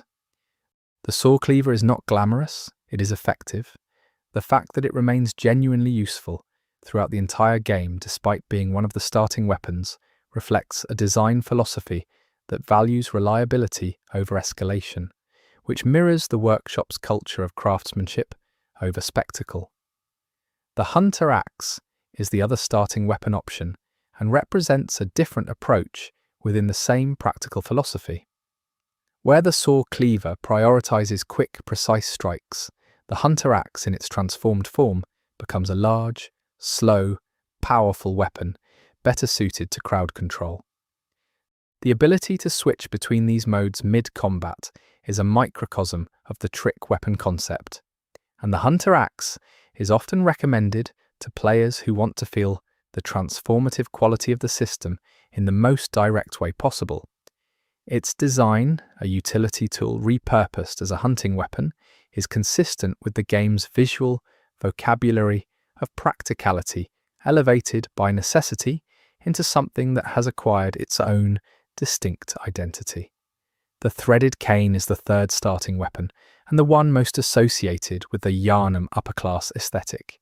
Its transformed form is a serrated whip, and the contrast between the cane's appearance of refinement and the whip's implied brutality is a visual joke that also communicates something true about the social context of the hunt. The hunters of Yharnam were not all from the workshop tradition. Some came from the educated and aristocratic classes, and their weapons and armour reflect that background.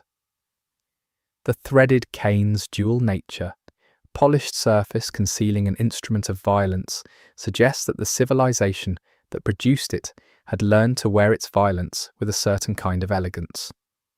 Ludwig's holy blade, found in the cathedral ward and associated with Ludwig and the church hunters he trained, is one of the most popular weapons in the game and reflects the church's influence on hunter weapon design. It is a standard straight sword that transforms into a massive greatsword by attaching the blade to a gun-shaped chassis, becoming one of the largest and most powerful melee weapons available. The weapon embodies the church's preference for scale and authority, the physical expression of an institution that wanted its hunters to make an unmistakable impression. The item description connects the weapon to Ludwig's reformist approach to hunting, equipping ordinary people with tools powerful enough to face beasts, and the weapon's effectiveness across a wide range of situations reflects that democratic design intent. The Blade of Mercy is a weapon associated with Eileen the Crow, a hunter who specializes in hunting other hunters who have gone blood drunk. The weapon is lightweight, fast, and designed for precise, rapid strikes rather than brute force, reflecting the kind of fighting style required when your target is another skilled hunter rather than a beast. Eileen's questline, which can be followed across multiple points in the game, is one of the more complete hunter narratives in the base game, and it raises uncomfortable questions about what happens to hunters who lose their grip on sanity through excessive blood consumption. The existence of a hunter specifically tasked with managing this problem is itself a comment on the sustainability of the hunt as a long-term institution. Eileen the Crow's questline is one of the more morally complex player choices in the base game. She can be found multiple times across the night of the hunt, each time in the process of ending a blood-drunk hunter who has been transformed from protector to threat. The player can help or hinder her, depending on their choices, and the questline ends in a confrontation with the Bloody Crow of Canehurst, one of the hardest non-boss enemies in the game. If Eileen survives, she passes her badge and her philosophy to the player, suggesting that the role of hunter of hunters may need to continue even after she is gone. The badge confers the ability to purchase her weapons and tools, an inheritance of a specific and sobering responsibility.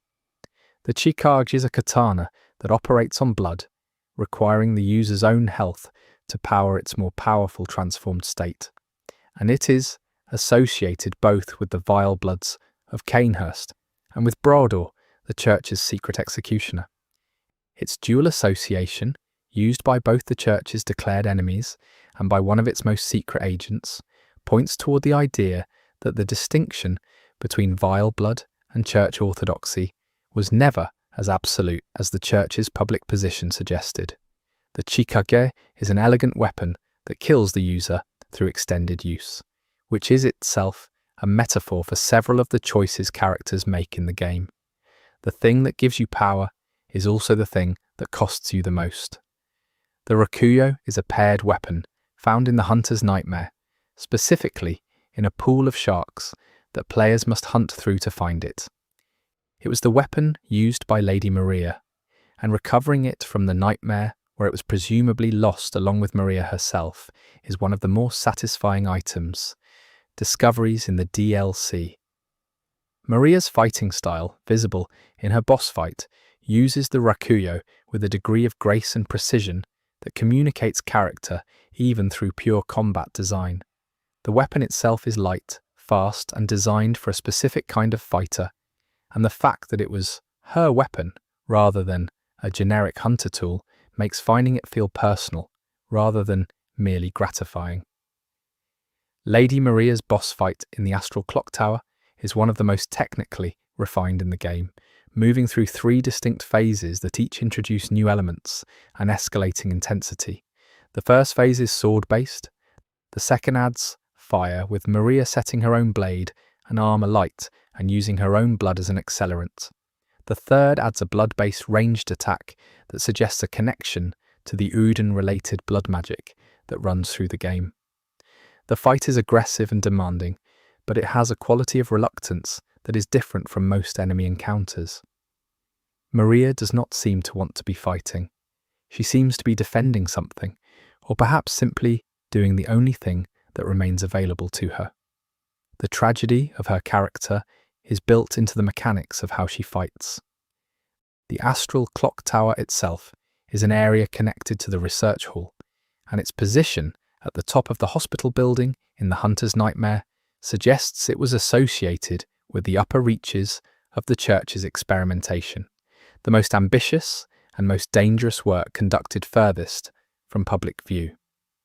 The clock tower's stopped clocks are one of several instances of stopped or frozen time in the game, a detail that points toward the idea that the nightmare realms exist outside of normal temporal flow, preserving moments that should have passed in a state of permanent accessibility. Maria killed herself in this tower, and the nightmare has preserved both her and the tower in the moment just before and just after that act, creating an encounter with someone who is simultaneously dead and not dead in a way that only the nightmare makes possible. The old hunters in the DLC are the generation of hunters who came before the current one, the people trained by Yharnam and the early workshop, who committed acts during the hunt that resulted in their entrapment in the hunter's nightmare. The DLC's primary function is to tell their stories, specifically the stories of Ludwig, Lawrence, Maria, Simon, and Brador, and to fill in the historical gap between the founding of the workshop and the state of things at the beginning of the main game. The old hunters are not simply victims of the nightmare. They are people who made specific choices, participated in specific events, and are serving specific consequences. The nightmare's justice is not redemptive. It is simply persistent. The hunter's mark, the image used on loading screens and associated with the hunter's ability to return from death, is described in item descriptions as a brand that traps hunters in the cycle of the hunt. The mark is what allows the hunter to continue returning after death, drawing them back to the hunter's dream and sending them out again into Yharnam. It is presented as a tool of the hunt, something given to hunters to enable their work, but its description as a brand that traps rather than simply enables is characteristic of how Bloodborne treats almost every gift. The things that give you power in this world are also the things that bind you to it, and the hunter's mark is the most fundamental expression of that relationship. The concept of going blood drunk is one of the more specific forms of corruption that hunters face, distinct from the standard beasthood transformation. Blood-drunk hunters are those who have consumed so much blood, or such powerful blood, that their sanity has been compromised in a specific way, making them aggressive, erratic, and dangerous to anyone around them, including other hunters and civilians. The existence of Eileen the Crow and her order of hunter-hunters is a response to this specific phenomenon, suggesting that it is common enough to require dedicated management. The blood-drunk state suggests that the blood's effects on human psychology are not limited to physical transformation, but include a kind of obsessive violence that short-circuits normal moral reasoning. The hunter's nightmare can be understood as a kind of involuntary memory theatre, a space where the worst things that hunters did are preserved and endlessly replayed in an environment constructed from their own guilt and violence. The enemies in the nightmare are often versions of things found in the base game, but more corrupted, more aggressive, more thoroughly soaked in the accumulated horror of what the hunt has produced. The architecture of the nightmare reflects the architectural vocabulary of Yharnam, but distorted, as if seen through a lens that emphasizes everything unsettling about the original. It is a space that punishes through recognition, showing hunters the familiar face of what they destroyed while removing any possibility of pretending it was necessary or justified. The presence of fishing hamlet villagers in the hunter's nightmare, still suffering from the rotting disease inflicted on them by the scholar's raid, is one of the most direct moral statements in the game.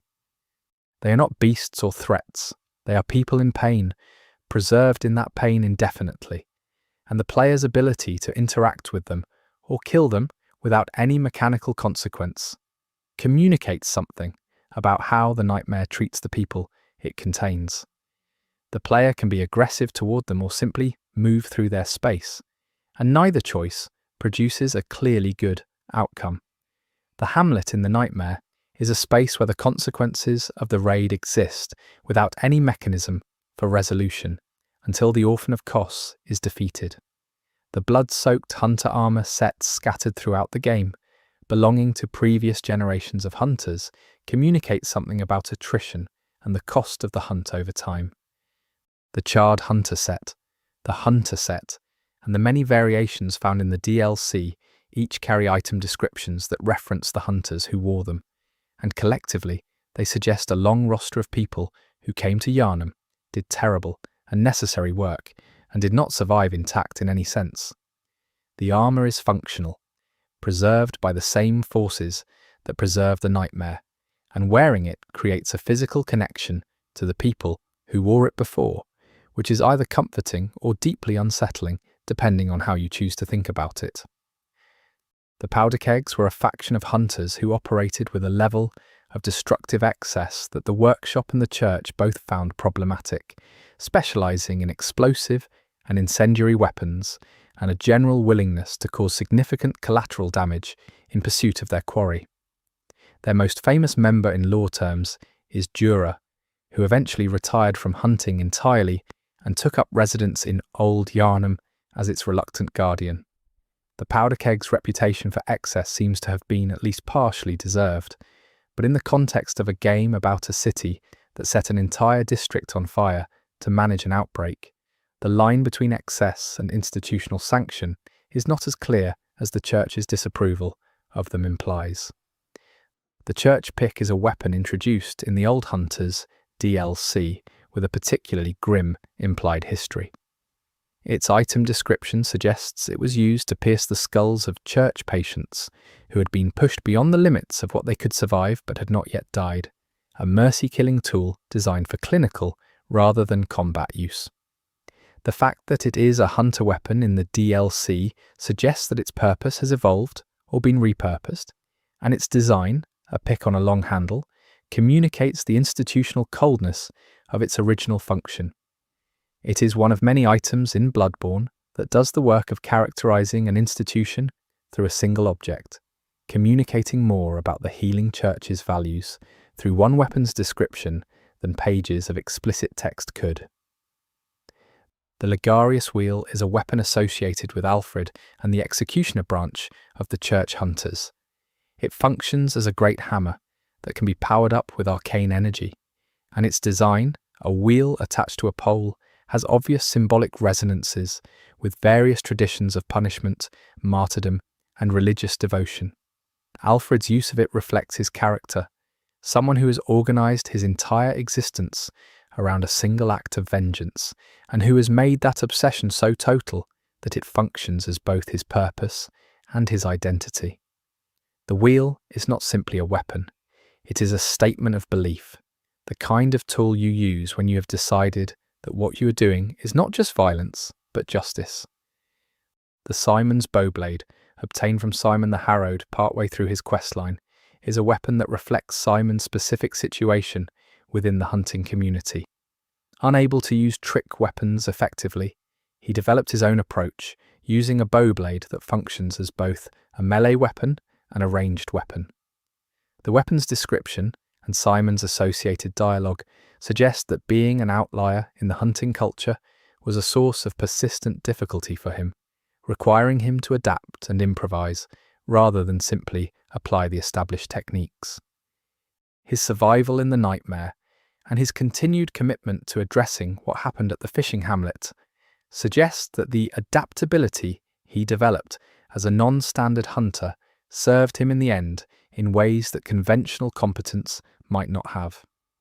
The burial blade, Gehrman's personal weapon, and the game's archetypal trick weapon, is available for purchase from the messengers only in a New Game Plus playthrough, making it one of the most deliberately withheld weapons in the game. This inaccessibility in a first playthrough seems intentional, associating the weapon specifically with the cycle of repetition that defines the nightmare and the hunt. The burial blade becomes available only after the player has completed the game at least once, only after they have gone through the cycle at least once themselves, which creates a small structural echo of the game's own themes in the system that governs when the weapon can be obtained. The combination of firearms and melee weapons in Bloodborne, specific to each hunter's loadout, is not simply a gameplay mechanic, but a lore-grounded feature of how hunters fight. The firearms in the game are not typically used to kill enemies directly, but to interrupt or stagger them, creating openings for melee attacks. This application of firearms suggests that Yharnam's weapon developers understood that the firearms available to them were insufficient to reliably kill beasts outright, but could be used tactically in ways that made the melee weapons more effective. The flintlock pistol, hunter pistol, and the more exotic firearms like the cannon and repeating pistol all reflect different approaches to solving the same tactical problem within the constraints of the available technology. The cannon is one of the game's more extreme weapons, massive, loud, and capable of dealing enormous damage at significant cost to bullets. Its existence in the hunter's arsenal suggests that at some point someone decided that subtlety had limits, and that a weapon capable of obliterating a target outright was worth developing despite its impracticality. Item descriptions for the cannon suggest connections to the powder kegs, which is consistent with that faction's general approach to problems. The cannon is one of the few weapons in the game that feels genuinely excessive by the standards of even the game's own violence, and that quality is part of what makes it interesting, both mechanically and as an artifact of the world. The three versions of the character ending in Bloodborne represent three fundamentally different responses to the situation the hunter has found themselves in, and the game is careful not to clearly endorse any one of them over the others. The first ending, accepting Gehrman's offer, represents a surrender to the cycle, with the cycle continuing after the player character's removal from it. The second, refusing Gehrman and surviving the moon presence, represents a taking of Gehrman's place in the dream, becoming the next administrator of the cycle rather than escaping it. The third, consuming the third umbilical cords and undergoing transformation, represents a transcendence of the cycle entirely, becoming something that is no longer human in any conventional sense. None of these is presented as simple or cost-free, and the game trusts the player to sit with the implications of whichever they choose. Chapter 4. The Great Ones, the Cosmos, and the Nature of the Hunt. The Great Ones are the class of entities in Bloodborne that exist at a scale and in a mode of existence that is fundamentally incomprehensible to ordinary human perception. They are not gods in the conventional sense, though they occupy a similar position in the minds of those who worship or study them. They are simply beings of such enormous difference from humanity that the gap cannot be bridged by conventional understanding or communication. The game's approach to depicting them is consistent and deliberate, presenting them in forms that communicate vastness and strangeness without resolving into anything that can be cleanly categorized. They are cosmic in a specific sense, associated with the universe itself rather than with any supernatural realm that could be understood in relation to the human world. The relationship between Great Ones and humans is one of the central preoccupations of Bloodborne's lore, and it takes multiple forms across different instances in the game. Some Great Ones appear to seek out humans as potential vessels or partners, driven by a tragedy that the game describes as the fact that Great One's children are always stillborn. This points toward the possibility that the Great Ones are not simply indifferent to humans, but have a specific need for them that can never be fully satisfied. Other Great Ones appear to have no particular interest in humans at all, their size and perspective so different that individual humans barely register. And some, like the Moon Presence, appear to organize human activity deliberately toward ends that serve their own purposes without any concern for the humans involved. The Moon Presence is the entity most directly implicated in the creation and maintenance of the hunter's dream and the hunt cycle. It is encountered directly only in the third ending, appearing immediately after Yharnam is defeated and filling the sky with an enormous pale form that fights the player in a final confrontation. Its appearance, tentacled and vast but organized around a central point of luminescence, is one of the most visually distinctive enemy designs in the game. The Moon Presence does not communicate in any language that the player can access, and its motives are never spelled out.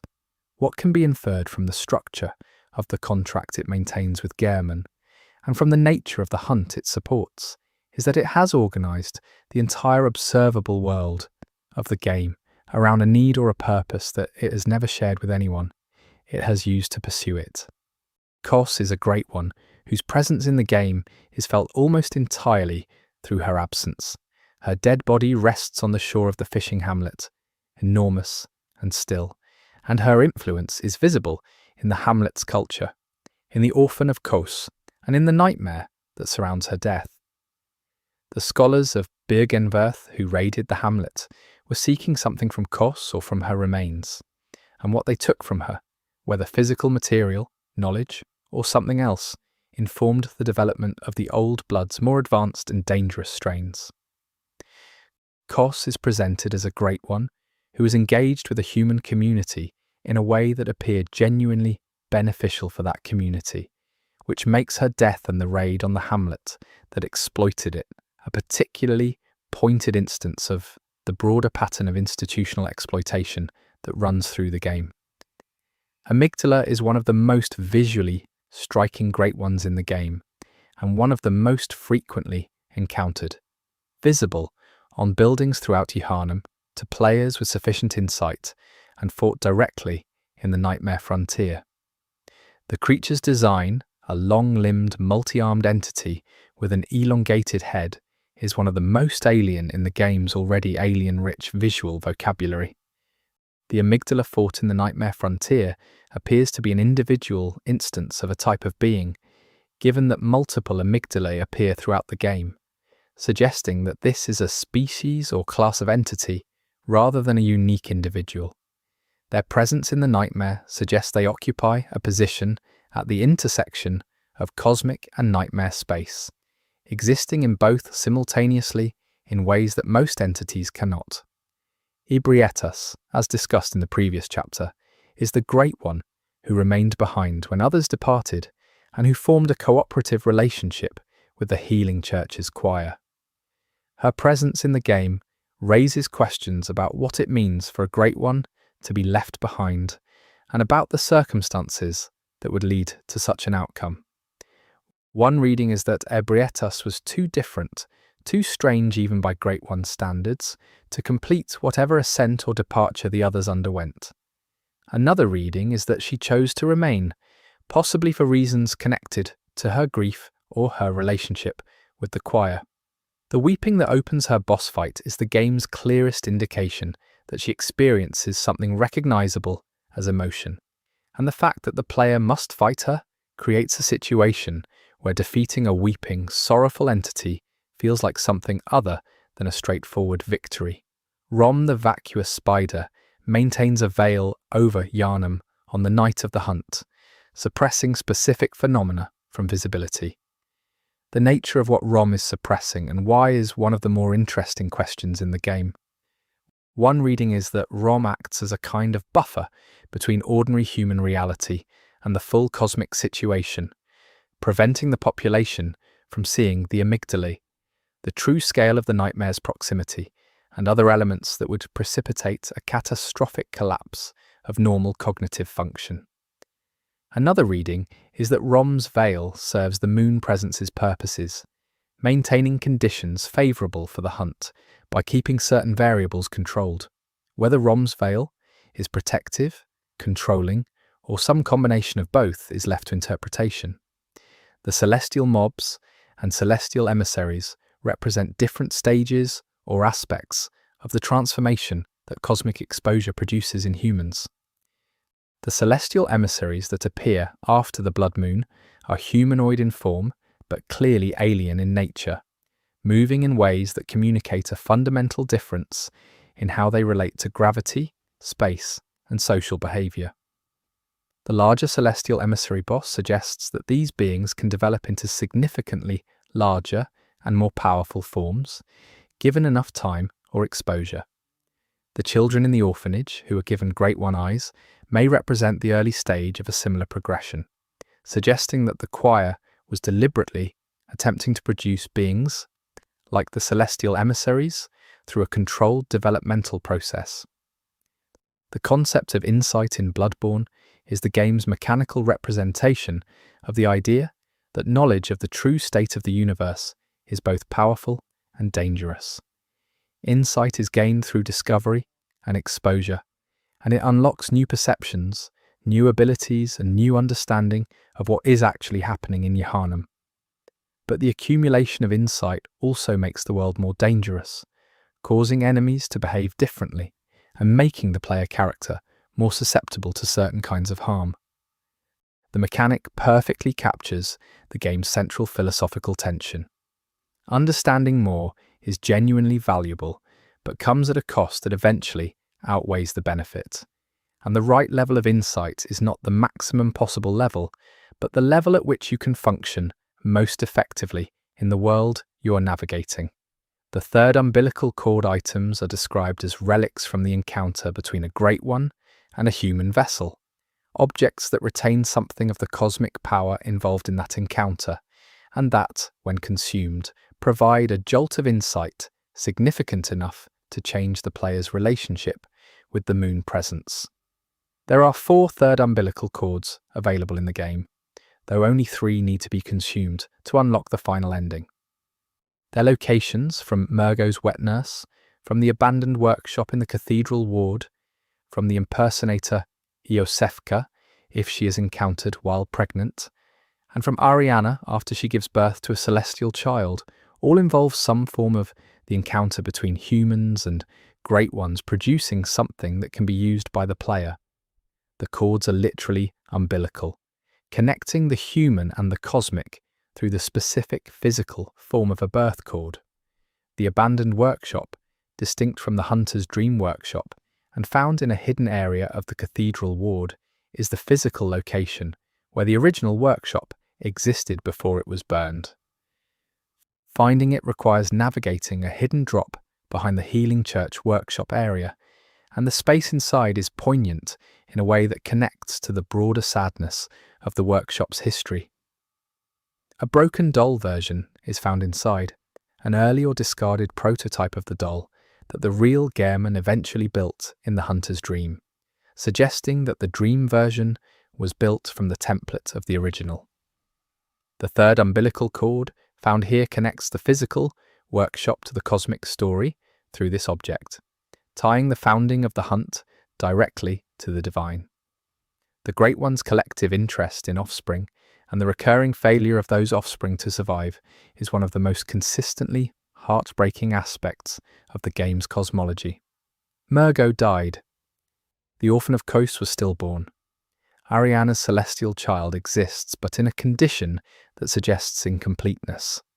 The baby implied in the pregnant Queen Yharnam's lore does not appear to have survived either.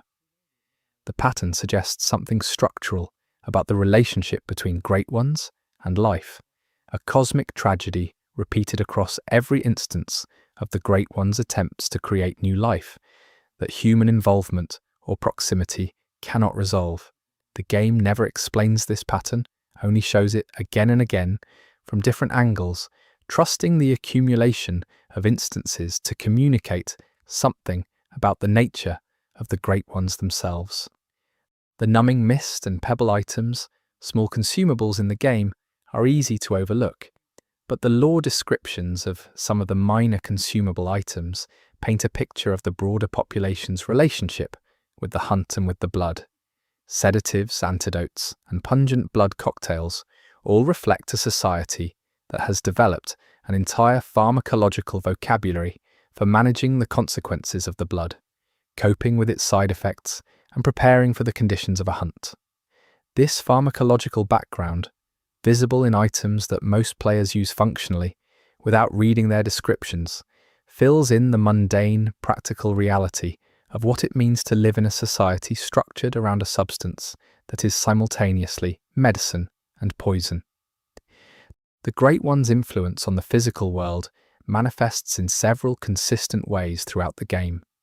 The visual distortion of reality visible to those with high insight, the transformation of blood and bodies in proximity to their influence, and the specific dream and nightmare spaces that seem to form naturally around their presence or their memory. The hunter's dream itself is a kind of informal Great One space, formed by the moon presence's influence and shaped by Gehrman's memories and emotional state. The nightmare of Mensis is shaped by the school's contact with cosmic forces through the Mensis ritual. The fishing hamlet nightmare preserves Koss's grief and the hamlet's trauma. The pattern across these spaces suggests that Great Ones do not create nightmares deliberately, but that nightmares form naturally around the emotional residue of encounters between Great Ones and humans.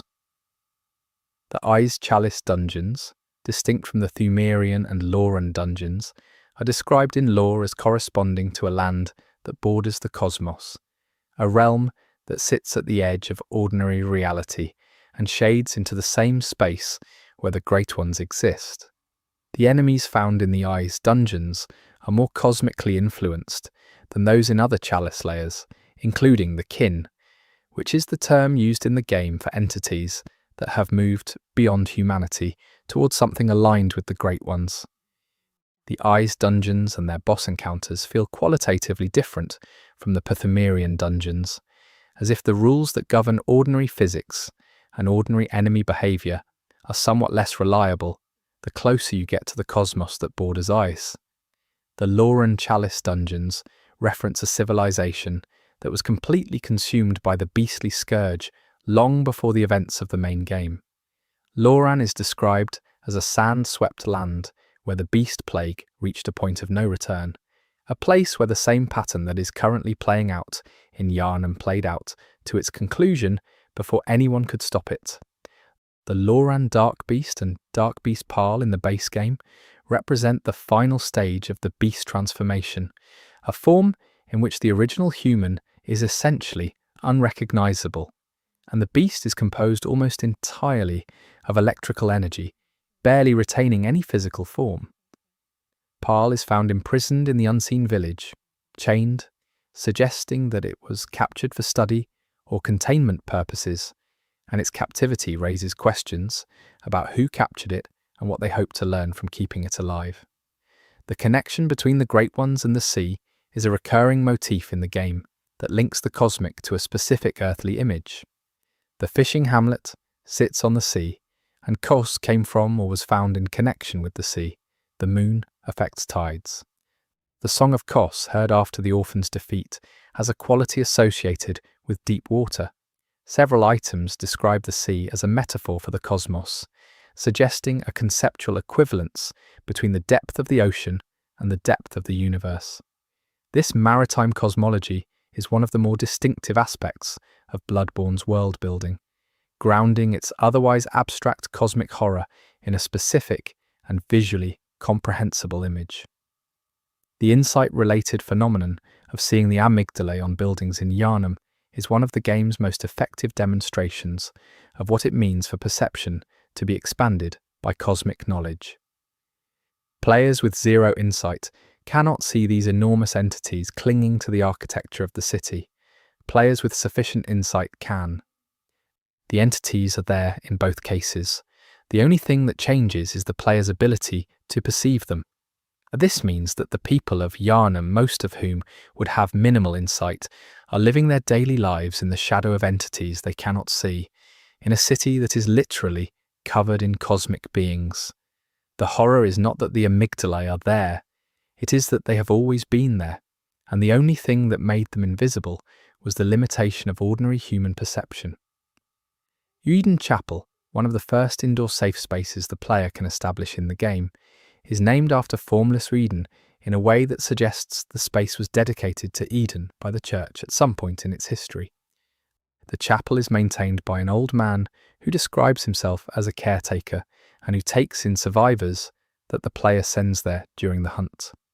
The caretaker is aligned with Eden in ways that his dialogue makes obliquely clear, and the fact that Eden's influence appears to concentrate around the chapel and its inhabitants, including the blood that Ariana eventually produces there, suggests that Eden's collection of blood through its vessels is an active process on the night of the hunt. The chapel is both a genuine sanctuary and, in a deeper reading, a harvesting ground for a great one that operates exclusively through the blood of others. The cosmos runes found in certain hunter tools and in the deeper chalice dungeons represent knowledge extracted from or influenced by the Great Ones and encoded in a form that human minds can use. The entire rune system in Bloodborne suggests an ongoing project of translating cosmic influence into human applicable format, with varying degrees of success and safety. Some runes offer clear benefits with minimal apparent cost. Others describe benefits that are difficult to separate from a kind of corruption or dependency.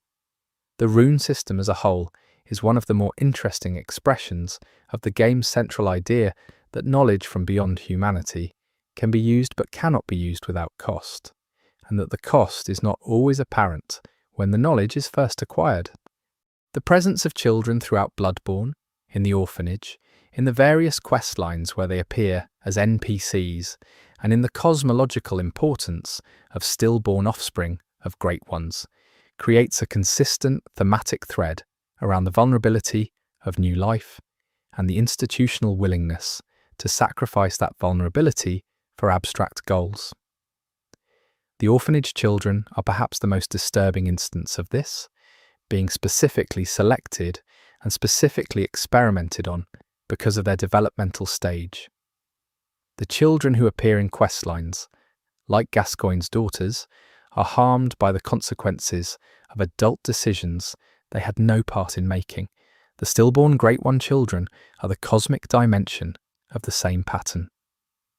The game's willingness to include children in the horror, not as shock value, but as a consistent moral element, is one of its more quietly serious choices. The language that item descriptions use in Bloodborne is worth considering as a design element in its own right. Descriptions are written in a formal, deliberate style that consistently favours implication over statement, using phrases like "it is said" or "it is believed" to distance even the item descriptions from certainty about the things they describe. This epistemic humility is consistent throughout the entire game, from the smallest consumable item to the most significant lore artifact. Nothing is presented as definitively true. Everything is presented as something that someone believed, or that the evidence suggests, or that one tradition holds. This consistency is either a design choice about how to present information in a world where most truth has been deliberately obscured, or it is a reflection of the genuine uncertainty that characterizes this kind of fragmentary lore construction. In practice, it is both simultaneously. The recurring image of eyes in Bloodborne, present in the Winter Lanterns, the research hall patients, the orphanage children, the witches of Hemwick, and the broader cultural obsession with insight and vision, suggests a game organized around a very specific question about perception.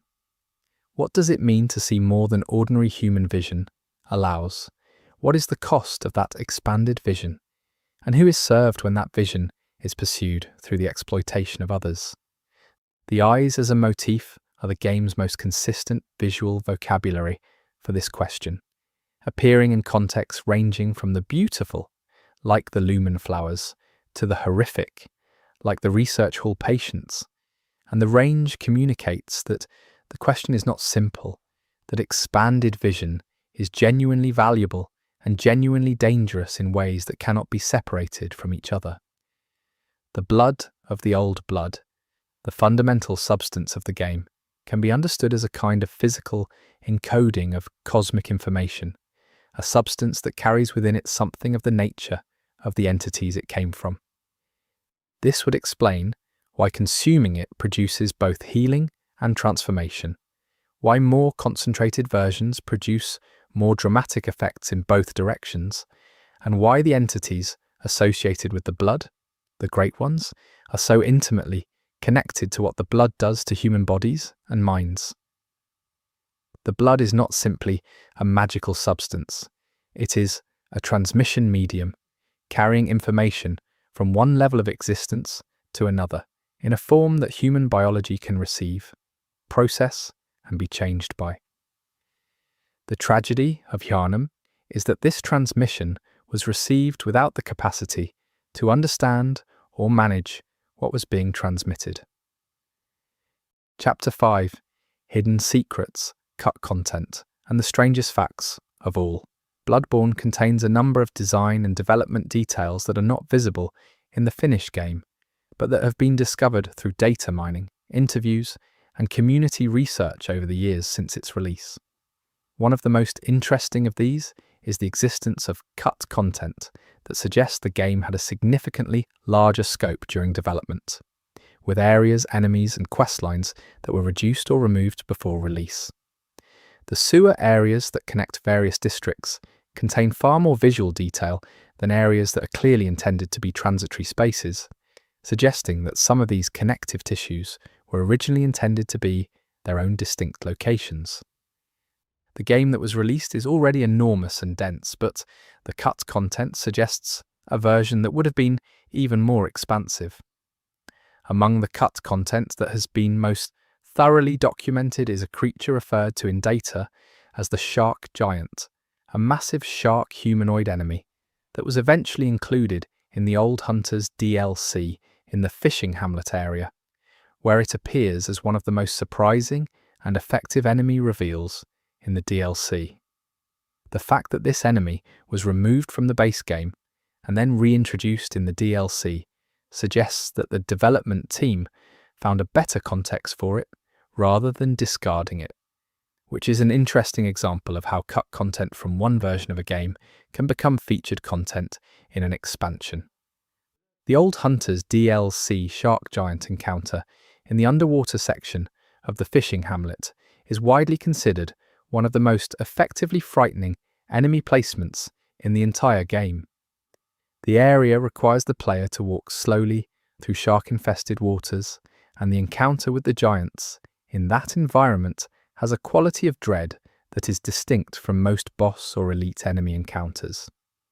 The fact that this enemy was originally cut from the base game and then found its perfect context in the DLC speaks to a development philosophy that considered not just the enemy itself, but the environment in which it would have the most impact.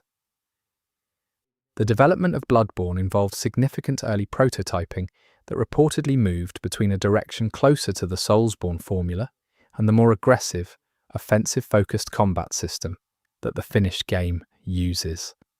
The mechanic of recovering health by attacking after being hit, called the rally system, was apparently a late addition relative to the game's overall development timeline, and its inclusion fundamentally changed how the combat feels by rewarding aggression rather than punishing it.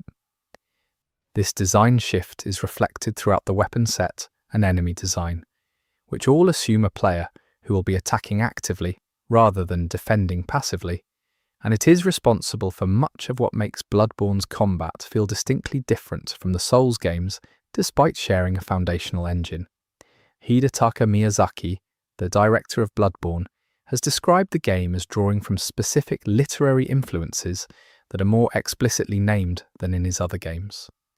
Works by H.P. Lovecraft and Bram Stoker are the most commonly cited, but Miyazaki has also referenced the writing of Arthur Machen and others in the British weird fiction tradition.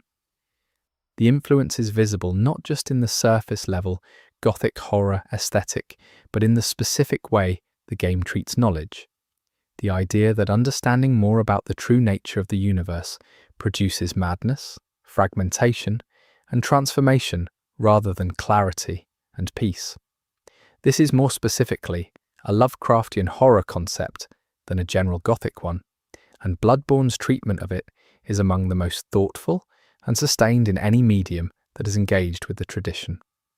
The sound design of Bloodborne is among the most praised aspects of the game and involves several specific design choices that contributed to its distinctive atmosphere. The use of pipe organ in the musical score reflects the Gothic church setting, but also creates a sense of enormity and institutional weight that smaller instruments would not produce. The ambient sounds in different areas of the game, from the rain in central Yharnam to the screaming of the brain of Mensis to the child's cry of Murgo, were all apparently constructed with specific emotional and thematic goals rather than general atmospheric ones.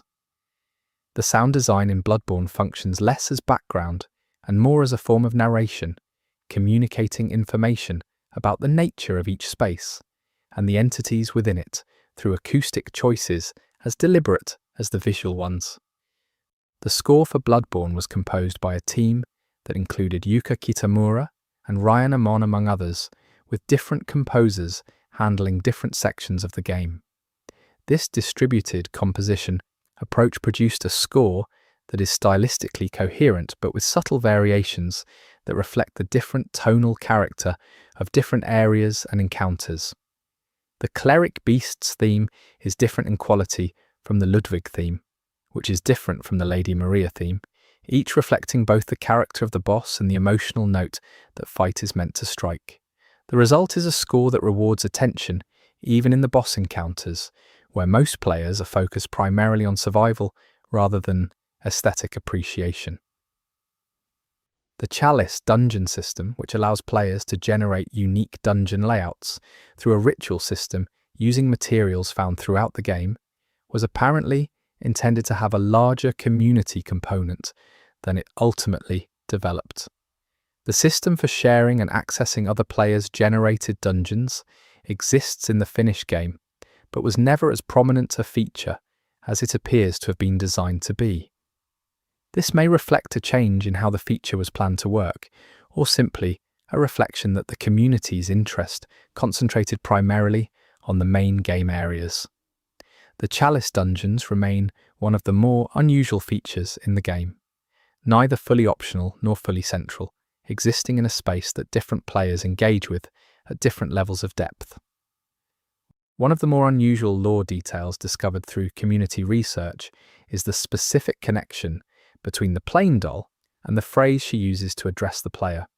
She calls the hunter Good Hunter, a term that functions throughout the game as the generic form of address for hunters of positive standing, but the warmth and specificity with which the doll uses it suggests something more personal than a generic title.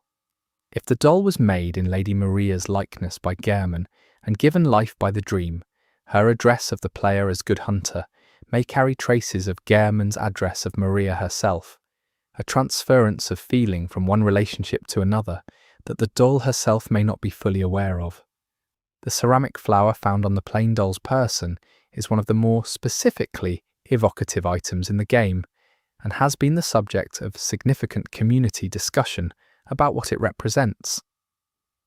Ceramic flowers have associations with immortality in some traditions, being flowers that cannot die because they were never alive in the same way organic flowers are. The doll's possession of such a flower, given that she is herself a ceramic or porcelain figure given a kind of life, suggests a resonance between her nature and the object she carries. Whether the flower was Gehrman's choice or Maria's, whether it represents the model's own sensibility or the maker's, is deliberately unclear.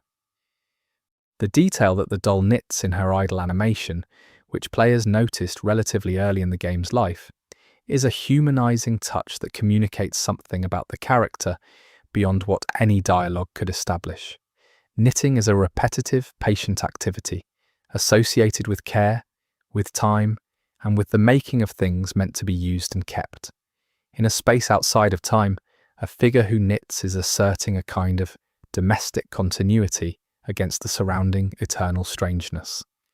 Whether this was a conscious symbolic choice by the development team or simply a motion capture decision that happened to carry this resonance is impossible to know, but the fact that it reads so clearly in context suggests that the design team understood what they were putting into the game, even when working through small details. The Moon Rune, obtained by sending the Brain of Mensis into the pit below the Nightmare of Mensis, increases the amount of blood echoes obtained from killing enemies. The description of the rune connects it to the moon and to the cycle of the hunt, suggesting that the moon itself is a source of blood echo accumulation, and that killing under the blood moon is in some cosmological sense more productive than killing under ordinary conditions.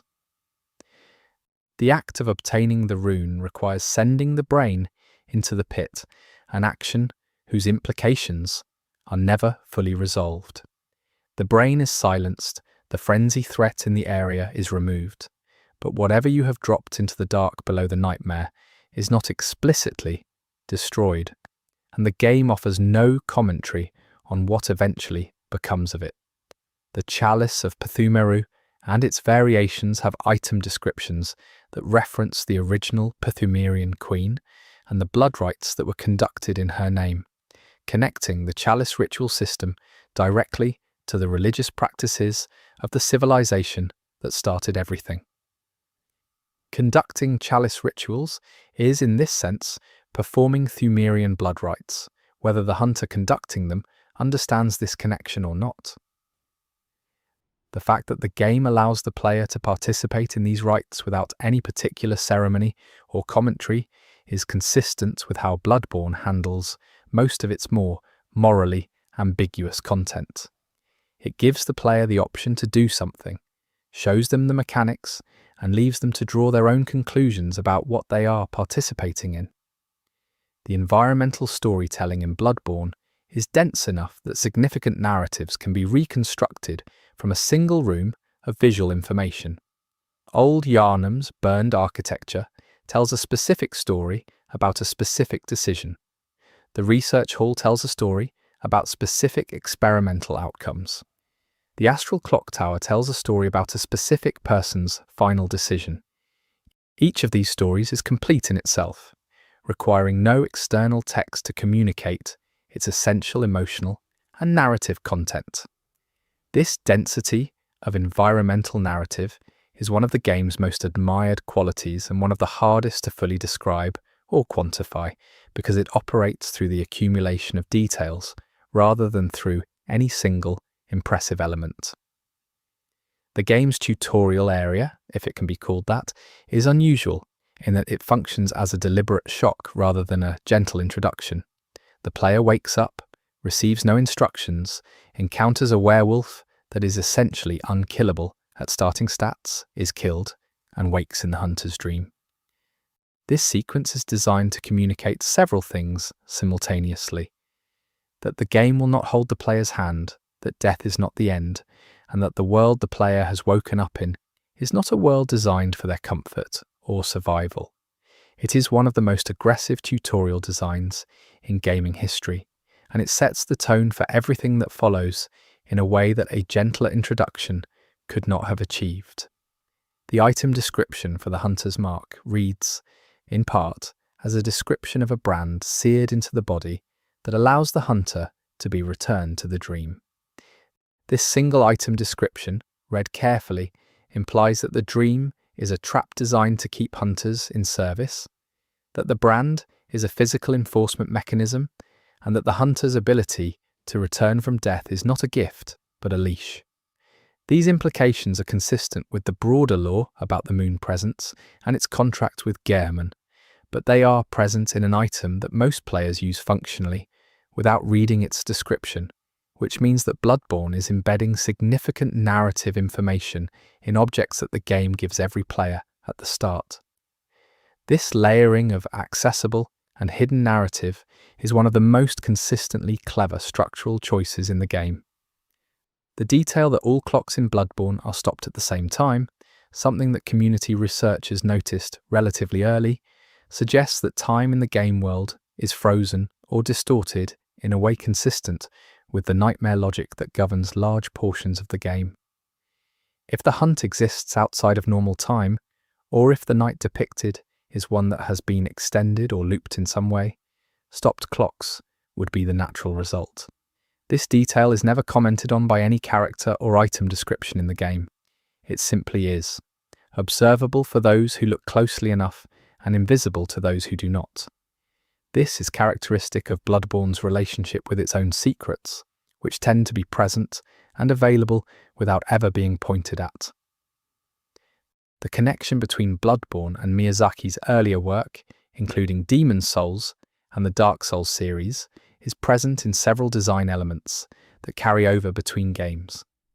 The prevalence of meaningful environmental storytelling, the use of item descriptions as primary lore delivery mechanisms, the positioning of tragedy as the default emotional register, and the specific design of boss encounters as tests of learning and attention all originate in the Soulsborne tradition and reach a particular expression in Bloodborne.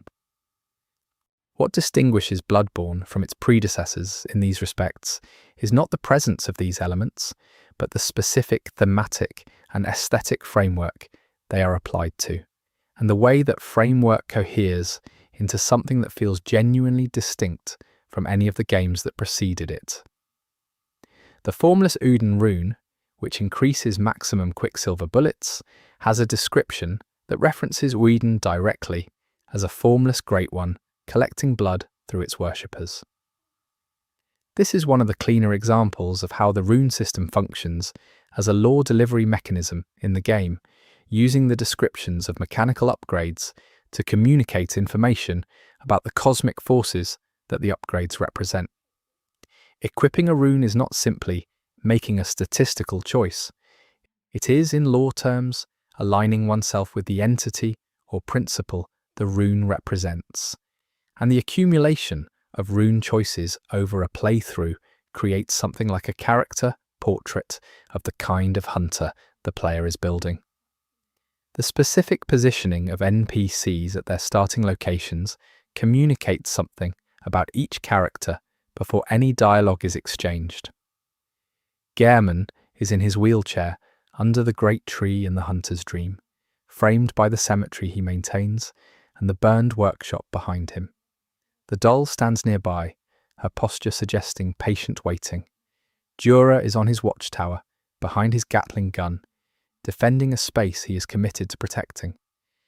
Eileen is found in different locations at different points in the night, always in the process of doing her specific work. Each character's physical positioning is a form of introduction that functions as both visual design and narrative communication, telling you who they are before they have said a word. One of the more unusual Easter eggs in Bloodborne is the ability to encounter specific messages and signs left by players in other players' worlds, which is carried over from the Soulsborne communication system. In Bloodborne, this system is less foregrounded than in the Dark Souls games, and the messages that players leave tend toward lore speculation, strategic advice, and the occasional absurdist humour that the community has developed as its own tradition in this series. The presence of these messages creates a light social layer over a game that is otherwise deeply solitary, and the best messages, the ones that are genuinely helpful or genuinely funny in context, function as a kind of distributed co-creation of meaning in a game where official meaning is always partial and contested. The connection between Bloodborne and the real-world city of Edinburgh, Scotland, has been noted by architectural historians and game critics, with the old town areas of Edinburgh providing specific visual references for several of Yharnam's architectural features. The layered, vertical quality of central Yharnam, with bridges and passages connecting buildings at multiple levels, reflects Edinburgh's organic vertical development. The Gothic stone architecture and steep narrow lanes of the cathedral ward have equivalents in Edinburgh's Old Town. This connection grounds the game's imaginary city in a specific historical and architectural tradition in ways that make it feel genuinely inhabited rather than merely designed, giving Yharnam a density that purely invented cities sometimes lack. The pale blood, mentioned specifically in the first line of the game's opening text and almost nowhere else, in any definitive way, has been one of the most discussed and debated elements of the game's lore since release. The player arrives in Yharnam seeking pale blood, but no item description, character, or environment directly and unambiguously explains what pale blood is. The most prominent theory, supported by item descriptions and the ending implications, is that pale blood refers to the moon presence itself, or to the state of being associated with the third ending, and that the quest for pale blood is the quest for transcendence, framed as a simple medical request. Another reading is that pale blood is simply a name that the player character brought to Yharnam from outside the game's world, a MacGuffin that drives the initial motivation without needing to be resolved, because the actual game that emerges is more important than the stated reason for arriving. The fact that the doll was given life by the player's dream, rather than by any external magical force, is one of the most interesting self-referential elements in a game full of them. The doll is alive, functionally and behaviourally, for the duration of the hunter's dream. Whether she existed before the player arrived, or whether she exists between playthroughs, or whether she has continuity of experience at all, are questions the game raises without answering. Her statement that she was given life by the hunter's dream creates a specific dependence between her existence and the player's engagement with the game, a loop in which the fiction and the reality of playing the game are in a relationship that is never explicitly analysed but is always present in every interaction with her. The ending in which the player character becomes a new Great One, born from Gehrman's defeat and the moon presence's destruction, is one of the stranger endings in any video game because of what it requires the player to accept about what they have done over the course of the game. To achieve this ending, the player has consumed 3 pieces of cosmic material, fought and killed the figure who has been their primary caretaker and mentor, and destroyed the entity whose influence created the possibility of the hunt. The result is a transformation into something that is no longer human in any recognizable sense, born into a vast and incomprehensible form of existence. Whether this is a triumph or a tragedy is left entirely to the player, and the lack of any framing, any music change, any textual commentary that might indicate which it is one of the most quietly radical endings in the medium. The final image of the game in this ending, a small infant Great One lying on the ground while Gehrman kneels beside it, is the last thing visible before the credits.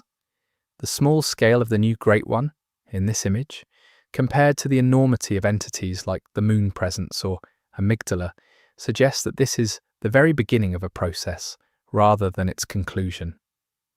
The hunter has not become something vast and complete.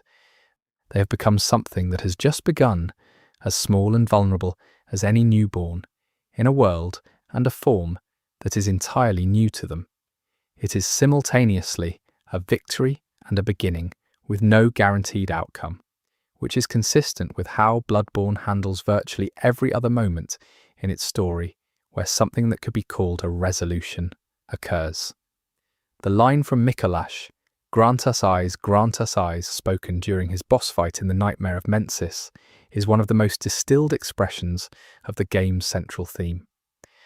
Eyes as a metaphor for insight and cosmic awareness, the desperate plea for more of that awareness as a defining characteristic of the scholars and researchers who destroyed their world pursuing it, and the setting of a nightmare as the context in which this plea is still being made, are all in that one repeated line. It functions as both a character moment and a thematic statement, which is characteristic of how Bloodborne handles its most significant dialogue. The game does not separate its character work from its thematic work. The best lines do both simultaneously.